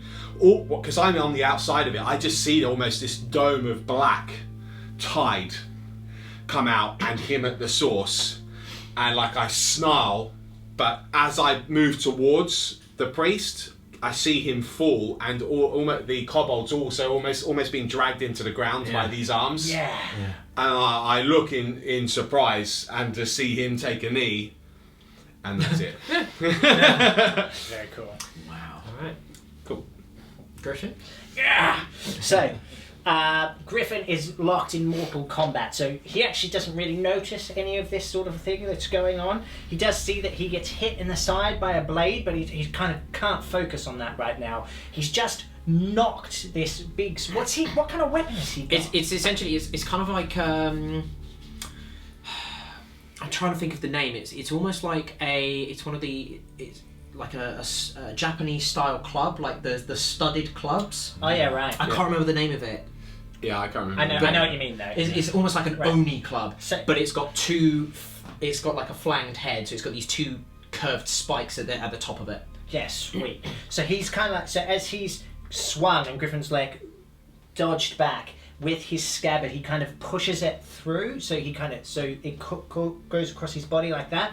Griffin, with his momentum, he spins on the spot and comes down with the Dawn of Hainault and just slashes it across his face, down across that golden mask, splitting it in two and actually taking his bottom jaw with it as well. I mean, he might. He will. Come on everyone, just relax. No. What did you roll? I don't tell anyone. You rolled a 1? I got a 3. Oh man! I mean, to be fair, it's a miss. It's a miss. So I mean, he does push through, but I think maybe it just tings off. You scratch the face mask. Yeah. absolutely. Oh, that's cool. And I just see these. Yeah. Oh no, because they don't have eye holes. These things, do they? No. Ah! I was gonna say, I see him looking at me. I don't. Someone else's turn. But always watching. It will be Luco's turn. Yeah. Kill something. Yeah. So Luco, if I can reach, basically charges in. Falls over. Falls over, dies, but doesn't care. Erevan, that's your turn. Luco, you are now prone. He's not attacking Oh, I could make it. Yeah, I could make another reckless attack, couldn't I? You can, yeah. You Yeah, can yeah. reckless attack as many times as you want. Absolutely. So I may as well do that. So he comes in and he's still like he's taking the hits. It's gone kind of fired up, and so he charges in and he makes another reckless attack on the dude in the mask. Having seen him locked in combat, so I'm taking him with advantage. Oh!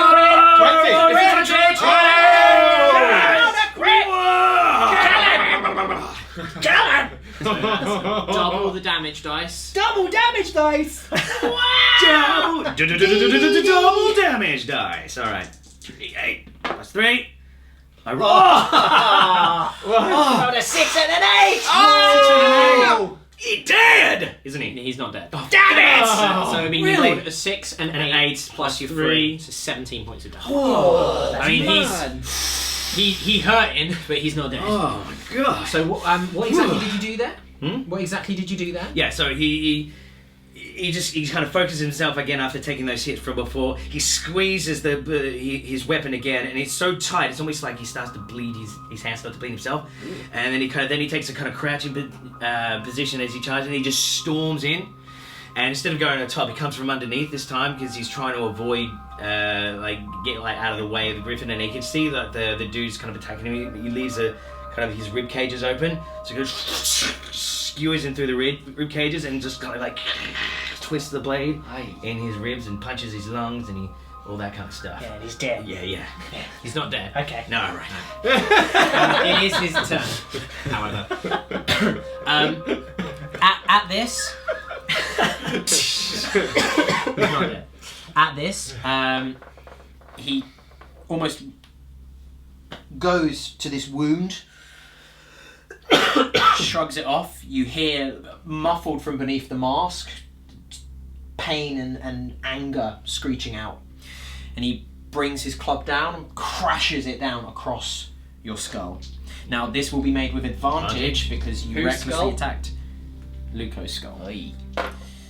Misses, right? What's your armor? 14. It's a hit. Damn! You will take 9 points of damage! Oh, man. So this.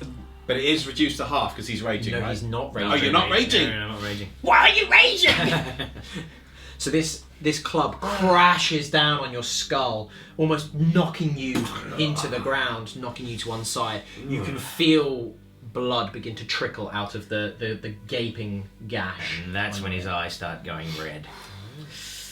Erevan, your 9 turn. damage. Right. I rolled max damage there. Be thankful that wasn't a crit. Yeah.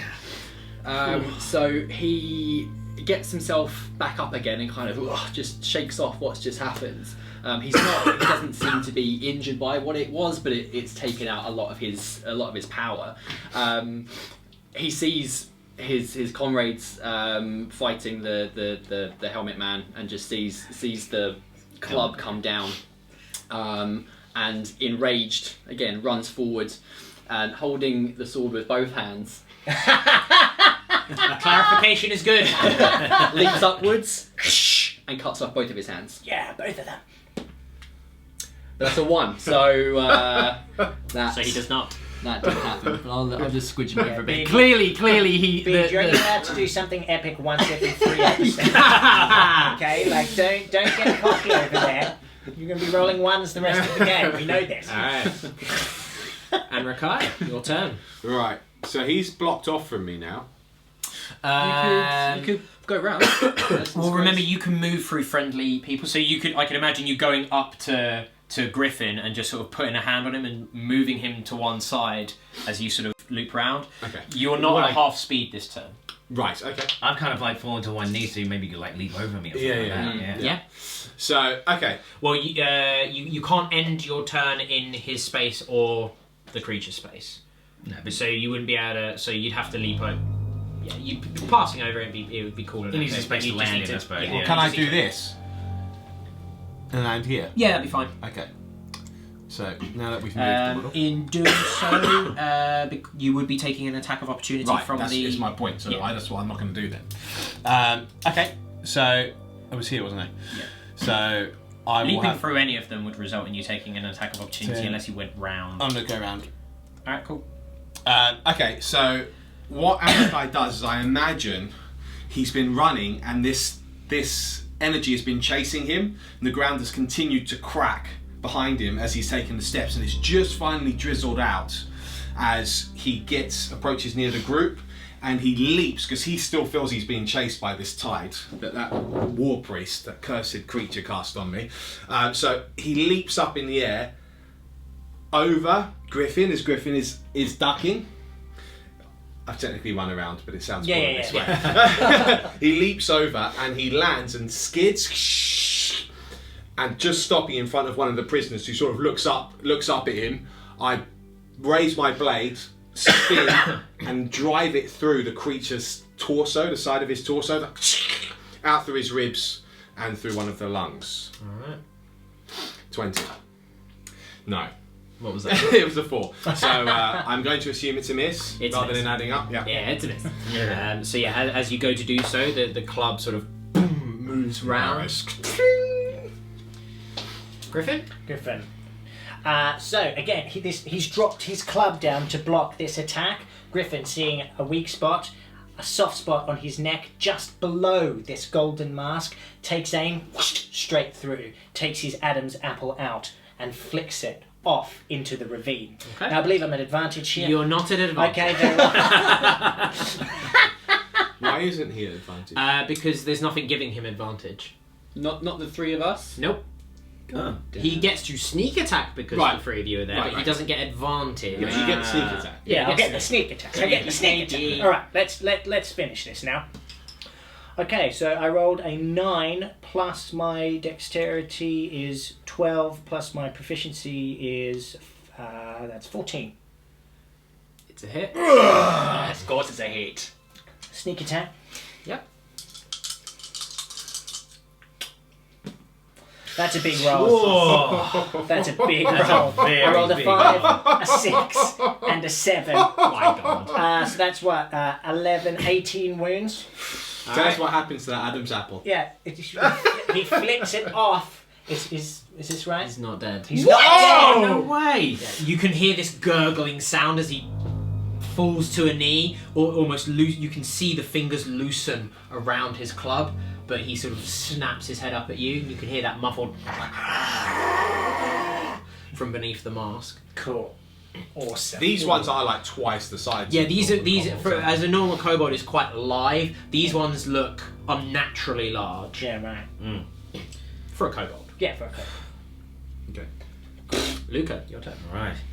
So yeah, he's been beaten hard, and he's kind of fallen to one knee.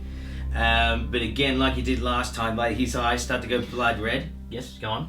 Completely forgot about because you are a Herian, which is using the half-orc stats. You get a special ability when you crit. Eh? So we are going to backtrack a little bit, but there is reason. Oh my god. Mike, what's going on? Tell us, This is a everyone. delayed death. Yeah, it was like It was Fist of the North he's Star. pinched- You're already dead. Oh, shoot.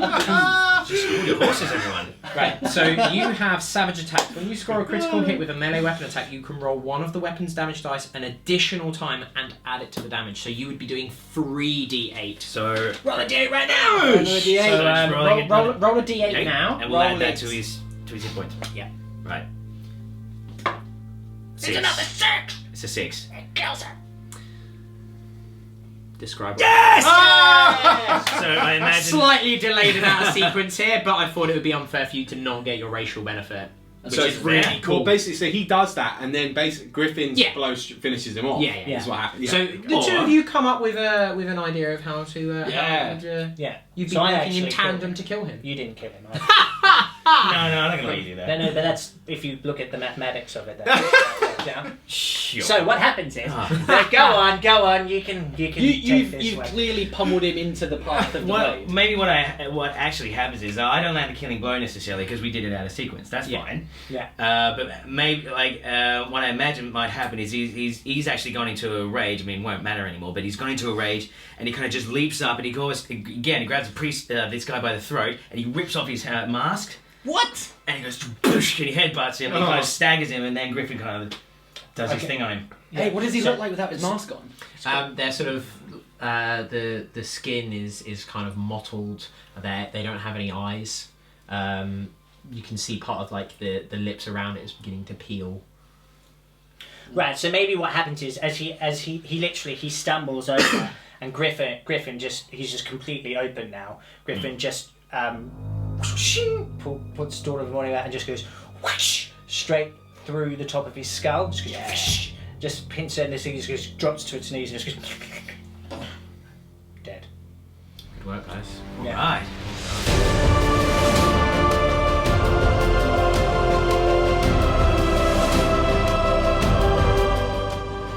So well done. You appear to have killed the patrols of kobolds that are on this quarry level. Yeah, that's pretty fun. Whilst this battle's been going on, you can still smell that crackling of burning scales and flesh from above you, the occasional plume of smoke and fire atop the ridge. But for now, you are stood on this second level with the manacled humans against the wall. Some of them, carrying away from all the battle and the bloodshed, and peering down into the centre of the lowest part of the crater. You can see the digging captives have now sort of stopped and are looking up. They're still manacled. They're still in their sort of chain gang procession, but they've stopped and have started looking up towards the sound of clashing and tide explosions and death. Yeah. I check the body of the priest. It's the first thing that Mackay does. I search any of the other bodies looking for some sort of key or something like that to check all these people. As they're doing that, Erevan approaches Luco and says, I won't apologise for what I did. You don't need to. I knew you could take it. What? Kind of Luco just struggles to get up and just kind of puts a hand on his shoulder, and he doesn't say anything. But just after saying it, you don't need to. And I just go. What he then realizes is he kind of looks back and remembers all the burning and the patrol up top, and he says to him, "These people would be in danger if we let them free. There are still more kobolds up there. We can't just let them run off. They may have to stay here a while." True. We need to see if we can find a key first. Good. I'll keep a watch.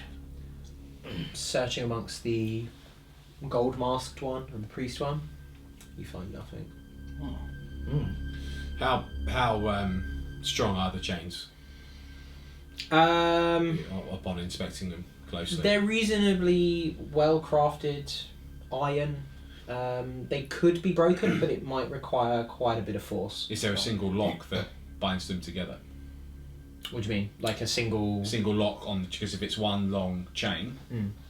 I imagine going through multiple rings. Yeah, essentially the bindings on them are, it's maybe 2 or 3 chain links, like really not a lot of slack here. Same around their ankles, with a single iron loop around them as well. This heavy chain running through the middle. Okay. Griffin heads down to the lower crater. Of the people that are all manacled up, particularly along the wall where we are, are they all adults or are there some children? There's a mix, adults, children. Yeah. There's a few half-elves amongst them as well. Erevan will not talk to them right now. I mean, Cut me wrong. the majority are humans, but there is a real mix of adults and children. Probably 70-30 split for adults and adults to children. Because Luco's still kind of concerned about the fact that there's still potentially, we don't know how many have died from the fire, bunch up top in the camp. Or is it safe to assume they've all just perished? Probably not, hey? So I'm not going to tell you. No, you're not. That's right. So what he does is he kind of... He doesn't go all the way, but he's kind of like seeing that these guys are searching the bodies of the kobolds. That the ones down the bottom seem, I don't know, relatively safe for the time being. Luca's kind of like looking back up towards the entrance, just making sure that they're like, he's kind of got his spear kind of at the ready, listening out to see if he can hear any noises coming closer. He takes a few steps towards, but as he sees there are these people chained up, and there probably has a few, younger ones, and they're kind of looking at him like this, not sure what he is. He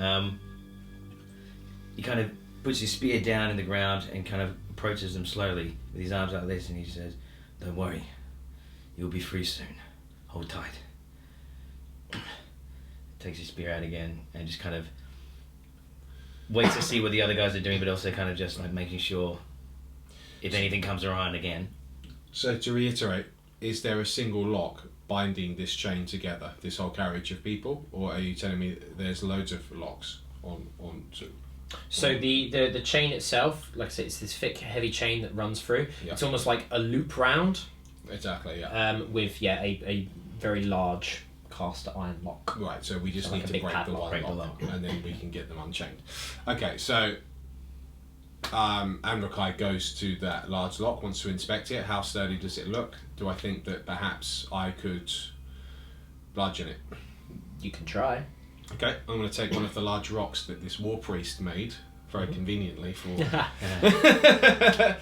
and he's going to attempt to smash the lock in. Okay, cool. Could you make a strength check for me? Not with that roll. It was a 3 plus 3, so 6.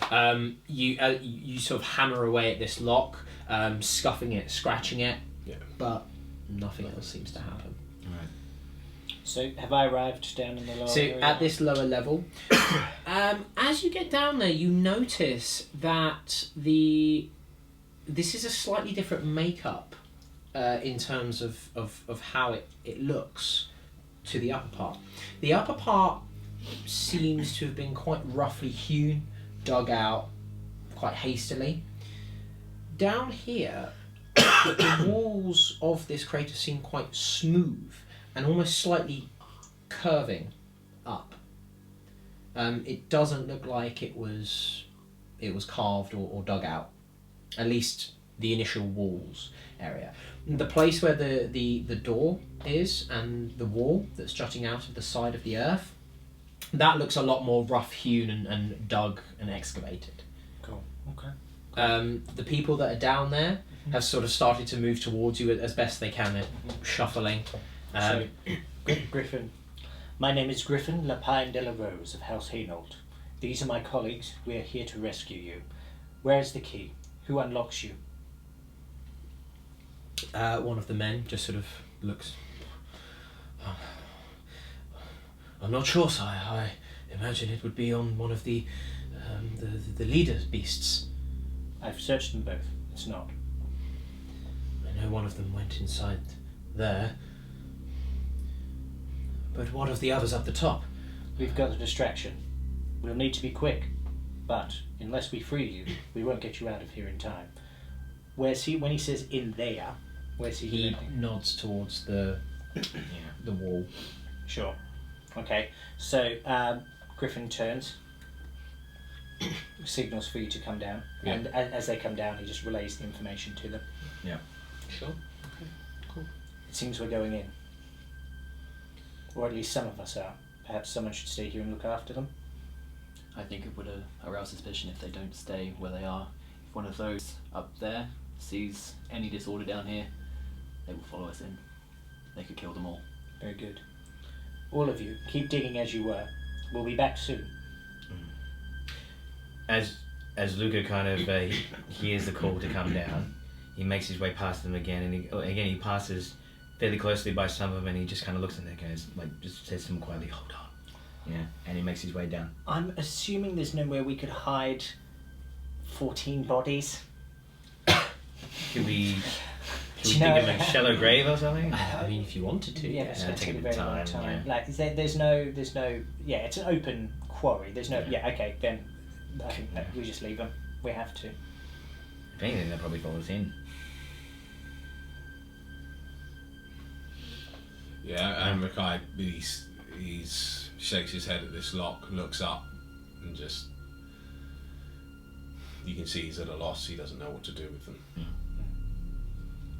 We need the key. He said that one of their leaders went through here. But I thought that we only came for the slaves. Why are we here? To get the key to free the slaves. So what you may have missed, what he said is when I came down. Yeah, well, I wasn't there for that. Yeah. I was up. Oh no, sorry. I said I relay the information as you Right. come down. Okay. So essentially, what he says, this man told me that one of the leaders went in there, and perhaps that he has the key if the other two do not. I say we go in and get it. What other choice do we have? None. Let's get on with it then. Cool. So you're all at this bottom level at Yeah. this point, yeah? Okay. As you're sort of discussing this, almost as you finish your discussion, you see this green light fly up from the top of the ridge in the direction of where the camp and the tents were. Well, like a flare, kind of thing? Or... Kind of. Joanna? Why would you draw attention to herself? Signal for help. Yes, probably. Maybe it's a sign that Eric will understand. Apparently he won't be far away.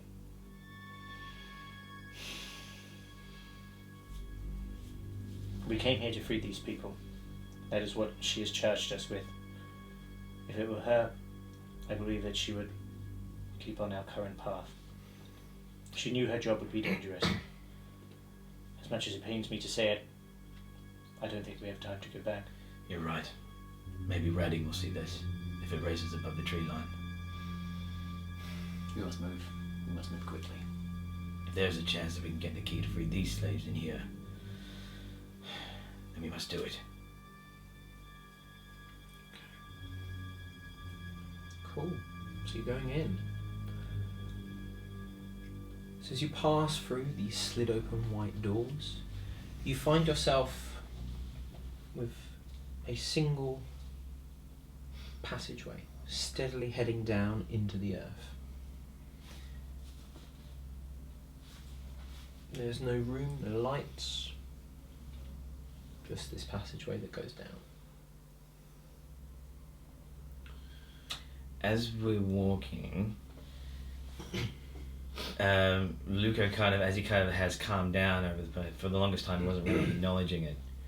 But as he's kind of calmed down and he's focused and he starts to walk through, as he kind of takes a breath in, he kind of goes, and he realizes that he's actually beat up quite a bit. And he kind of looks over to Griffin and also kind of to Erevan and said, "Do you have any of those vials? I might need one. Sure. If you can spare." We will have 3 left after this. And Mackay looks at you.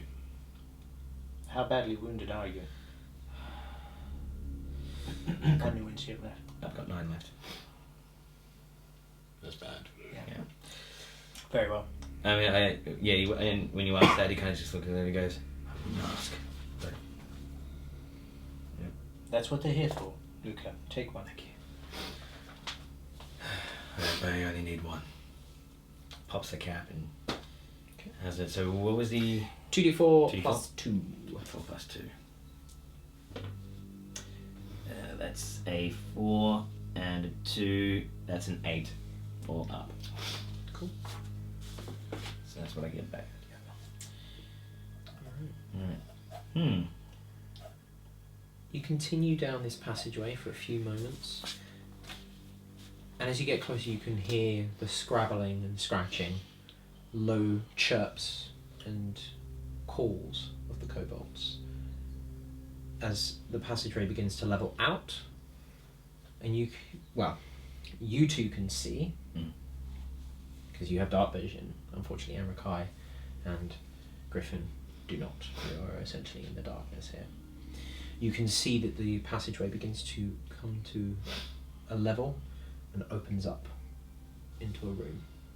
And just beyond the gloom you can see this pack of kobolds and their priest scrabbling around the base of what appears to be a statue. You can see legs, you cannot see anything more. Luca whispers. Legs of this statue, sorry. Not. You can see the kobolds quite clearly. Yeah. How many of them are there? There's 6 plus a priest. These are like humanoid legs. Yes. Yeah. So Luca kind of whispers to the others, "Be ready. I see 6 and one of those priests." What if that's our key? Then we kill them all. If it is this dark, they probably don't see. Let's do it quickly. So you're going to sneak on them? Yes. Yeah. Alright. Could you all make a stealth check, please? Just once. Just once. Just the one. Let's do it this All right. time. No. Oh What did you roll? Roll a 5. Yeah. So that would be plus my dexterity and proficiency. No, it wouldn't be plus proficiency in this world, so it'd just be 8. Okay. Yep. Luca?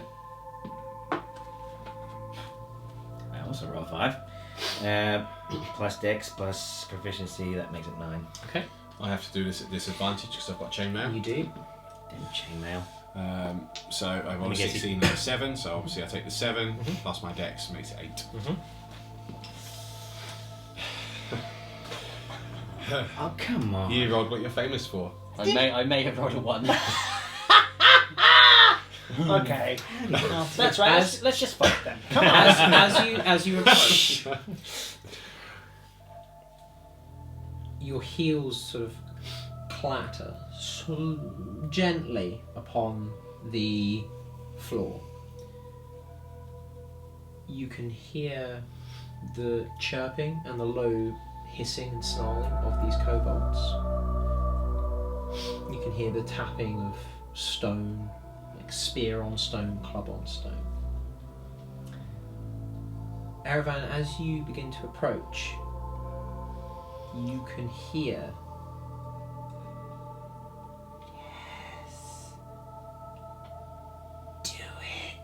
Is it only him that can hear this? You're just behind him, you can hear him as well. You're dead. So dead. So what I imagine happens is you feel this meaty hand gripping down on your shoulder as Amrakai almost pulls you back. I imagine your legs are still trying to walk. You don't realise it's not possible. Pulling you back, you hear the whispers begin to fade. Somehow, the kobolds have not noticed you. No way. Wow. Oh, whoa. Continue to snake. You may continue once more. So at this point, you're about 20 feet away from the kobolds. You're almost at the lip of this room. You can see that the statue's legs, you two are now within range to see within colour. Right. You can see that the room is made of dark stone, and you can see around. It's hexagonal in shape, Hmm. and there's runic writing running the rim of it, chest level, identical to that which you saw in the temple. The statue is made of white stone, and looking at it from here, you can see that it depicts a young woman. This woman is holding a short sword with a squared tip behind her in her right hand. She has long hair flowing, pouring over her back and her chest in this quite ornate looking armour. And in her left hand, she's holding an open book which she's looking at. The kobolds are scrabbling around the podium that the statue is based on. Some of them are looking around the outside, jabbing the corners of the room with their weapons. I assume I don't know. Like neither of us would recognise the likeness. It looks like a lot more detailed version of one of the figures that you saw on the murals in the Cahadril temple. I don't know much about that anyway.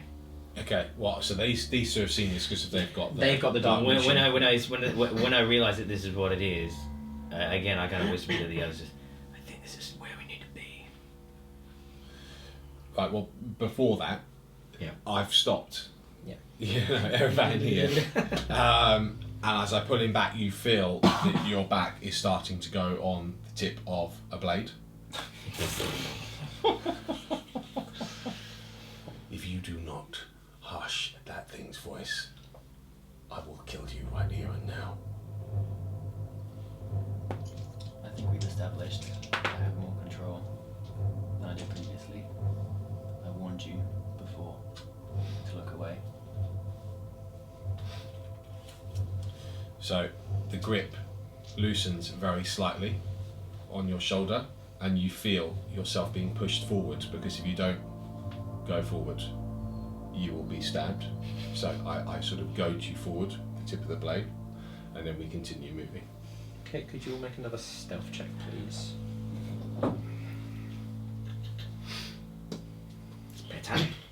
So I rolled a 17. Okay.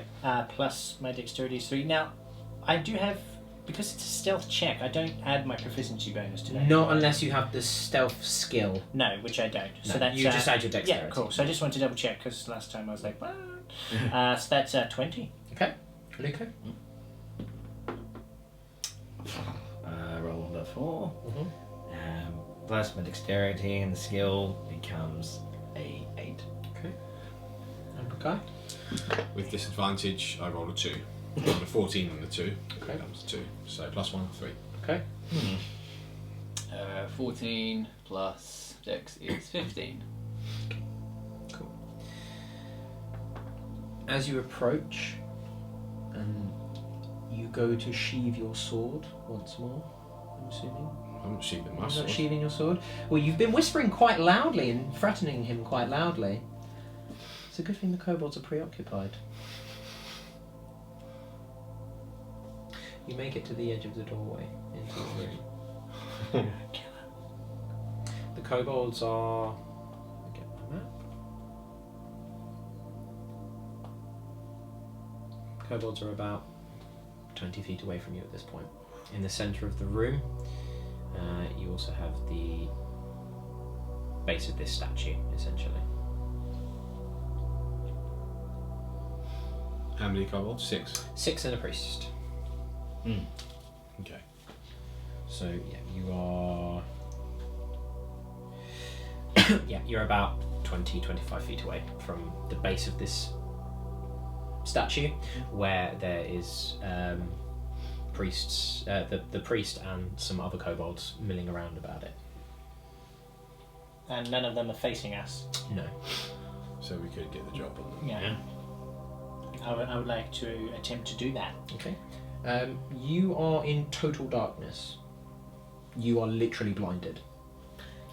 Okay. Do you have any torches or anything like that? Any light casting abilities? Could I use minor illusion to... So, alright, so they've been describing what we can see. Yes. Yeah, So fine. as we can see quite fairly clearly, I can actually describe to Griffin and Amrakai. Like I could say to it, like from where Griffin is to where the kobolds are, is he direct? If he goes directly forward, can he get them, or does he need to go on an angle? I can describe to him where he needs to go. If he goes directly forwards, he would walk into a kobold after about 20 feet. Right. I kind of whisper to Griffin out the side of my mouth, Kobold, 20 feet directly in front of you. I'm not that good. I have a question. What? I cast minor illusion and light it up. Can you At least you know. It's just 20 feet. Nah, fair. Minor illusion. Who's there? I did anything. Minor illusion. Tell You me. can create a Tell me. sound or an image of an object within range. If you create a sound, its volume can range from a whisper to a scream. If you create an image of an object, it is something such as a chair, blah blah blah, muddy footprints, must be no larger than 5 foot, but it cannot create sound, light, smell, or any other sensory effect. So basically you can create an image of something and you can create a sound of something. Can I create the image of a torch? No, because it doesn't produce light. You Sure. can create an image of a torch, but it would literally just be a torch that doesn't give out light. Okay. Cheating beard. Well, I think given the situation that we're in, I do have torch and tinderbox, and I think we light this up, throw it in, charge, do what we do best, right, fellas?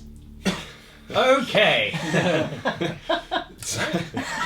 Well, when you're sparking up that tinder, it's not going to give us the drop on them anymore. Can you fight blind? No. So this is my point. But what should we do? Amakai does ask, because he can't see that well, Yeah. is there no sign of any of the pedestals that we found in the previous temple? Any of the runic script here? You do, yeah, you see the runic script running around the outside. There is a pedestal just in front of the statue. right. Where the And what's on kobolds that are. pedestal? Well, from here, you can see the top of a pedestal, you can't see Right, anything right. else. Right. Well, judging from my last experience, we'd need something to put on the pedestal to light it up, I imagine. There's a stone outside. It was glowing. Oh, I didn't really describe that these stones are, like, massive. They're, like, the size of a wagon. Fair enough. Right. Sorry. No, that's okay. So can we see? Sorry, can we see anything in there that would fit on the pedestal? Well, in the first temple, what there was is there was already a stone in place on top of one of the pedestal, and when it was depressed, then it lit up Yeah. all of the scripts. So, okay, essentially, we're going to have to keep creeping forward, I suppose. Not How far in front of us can we see? Not again? necessarily. You can see, you and Erebor can see 60 feet. Normally. Well, These guys. so normally you can see like a mile in clear sunlight. Yeah. These guys are totally blind. For all intents and purposes, they cannot see. Even if in the there's dark. something like right well, there, they can okay. see a hand in front of their That's face, it, but yeah, it'd be that's like good. imagine if you're in like a dark cave with no source of light other than like the pinprick of moonlight from 200 feet above you.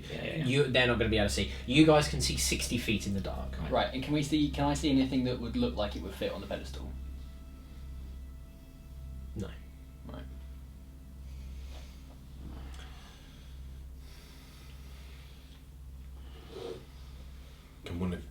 Okay.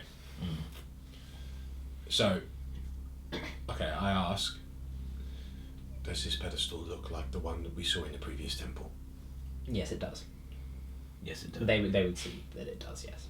Okay, now correct me if I'm wrong. In the previous temple, I don't think we had to place anything on that pedestal. It already had something on it, which was depressed. There was essentially a mirrored surface Right. that when you placed your hand upon it, lit up. Exactly. I would like to cast Mage Hand. Okay. Now we're getting somewhere. So what happens? I'm gonna kill them. Erebor turns behind him and says, "If you can give me a minute without distractions, perhaps I can get us out of this situation." Sheathe your blade. Give us light. So what happens? Although you two can't see it, what you see, Luco, Erebor holds out his arm, and the gauntlet that he wears comes off. No. And floats towards the pedestal in silence and slowly. Okay. Could you make a stealth check for your gauntlet? It's a sentence I never thought I'd say. That's a 6 plus charisma. Dex. What about charisma? No, Plus Dex. 1, so it's Okay, cool. Your gauntlet sort of floats towards the pedestal, and as you begin to slowly try and bring it down, it clatters upon the pedestal. As he's doing that, as I see the gauntlet come off, I would like to kind of like get my spear and get into a ready position. Okay. And I also whisper to the others who can't see, "Get ready." Okay. As the gauntlet slams down on the pedestal, there is a faint white glow as this pedestal and these runic writings around the room begin to light up. Now, as you do this, the kobolds begin to look around, and you hear a strange language within your minds. It's not a language that you understand. within our minds. It's not a language that you've ever heard before. And yet, strangely, they begin to form words within your mother tongue. Yeah. And you hear the following. Oh my god.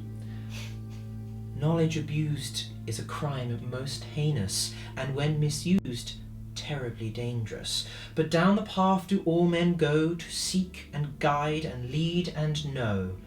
For if wronged, it will be cruel, so to use it well you must serve, not rule. All aspects can and should be considered. If safely out you will be delivered.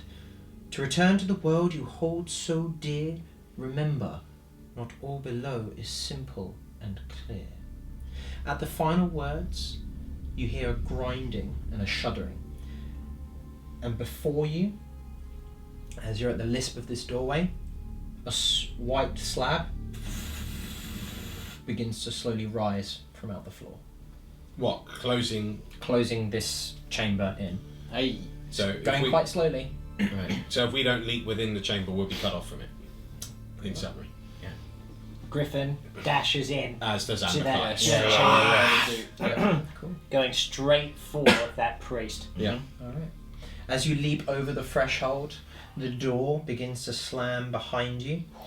The chamber that you're within begins to shudder. The kobolds are rocked off their feet, as are you. You hear the grinding of ancient stone that takes the place of the language within your ears and within your mind. The floor heaves and you feel it move below you and beneath you.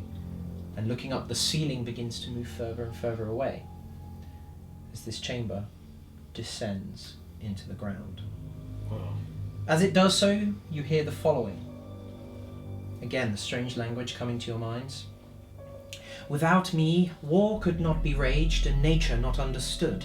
Life would have no substance and death would be embraced freely. Light would shine without meaning and trickery not revealed. The tempest would destroy unchecked and the arcane still locked.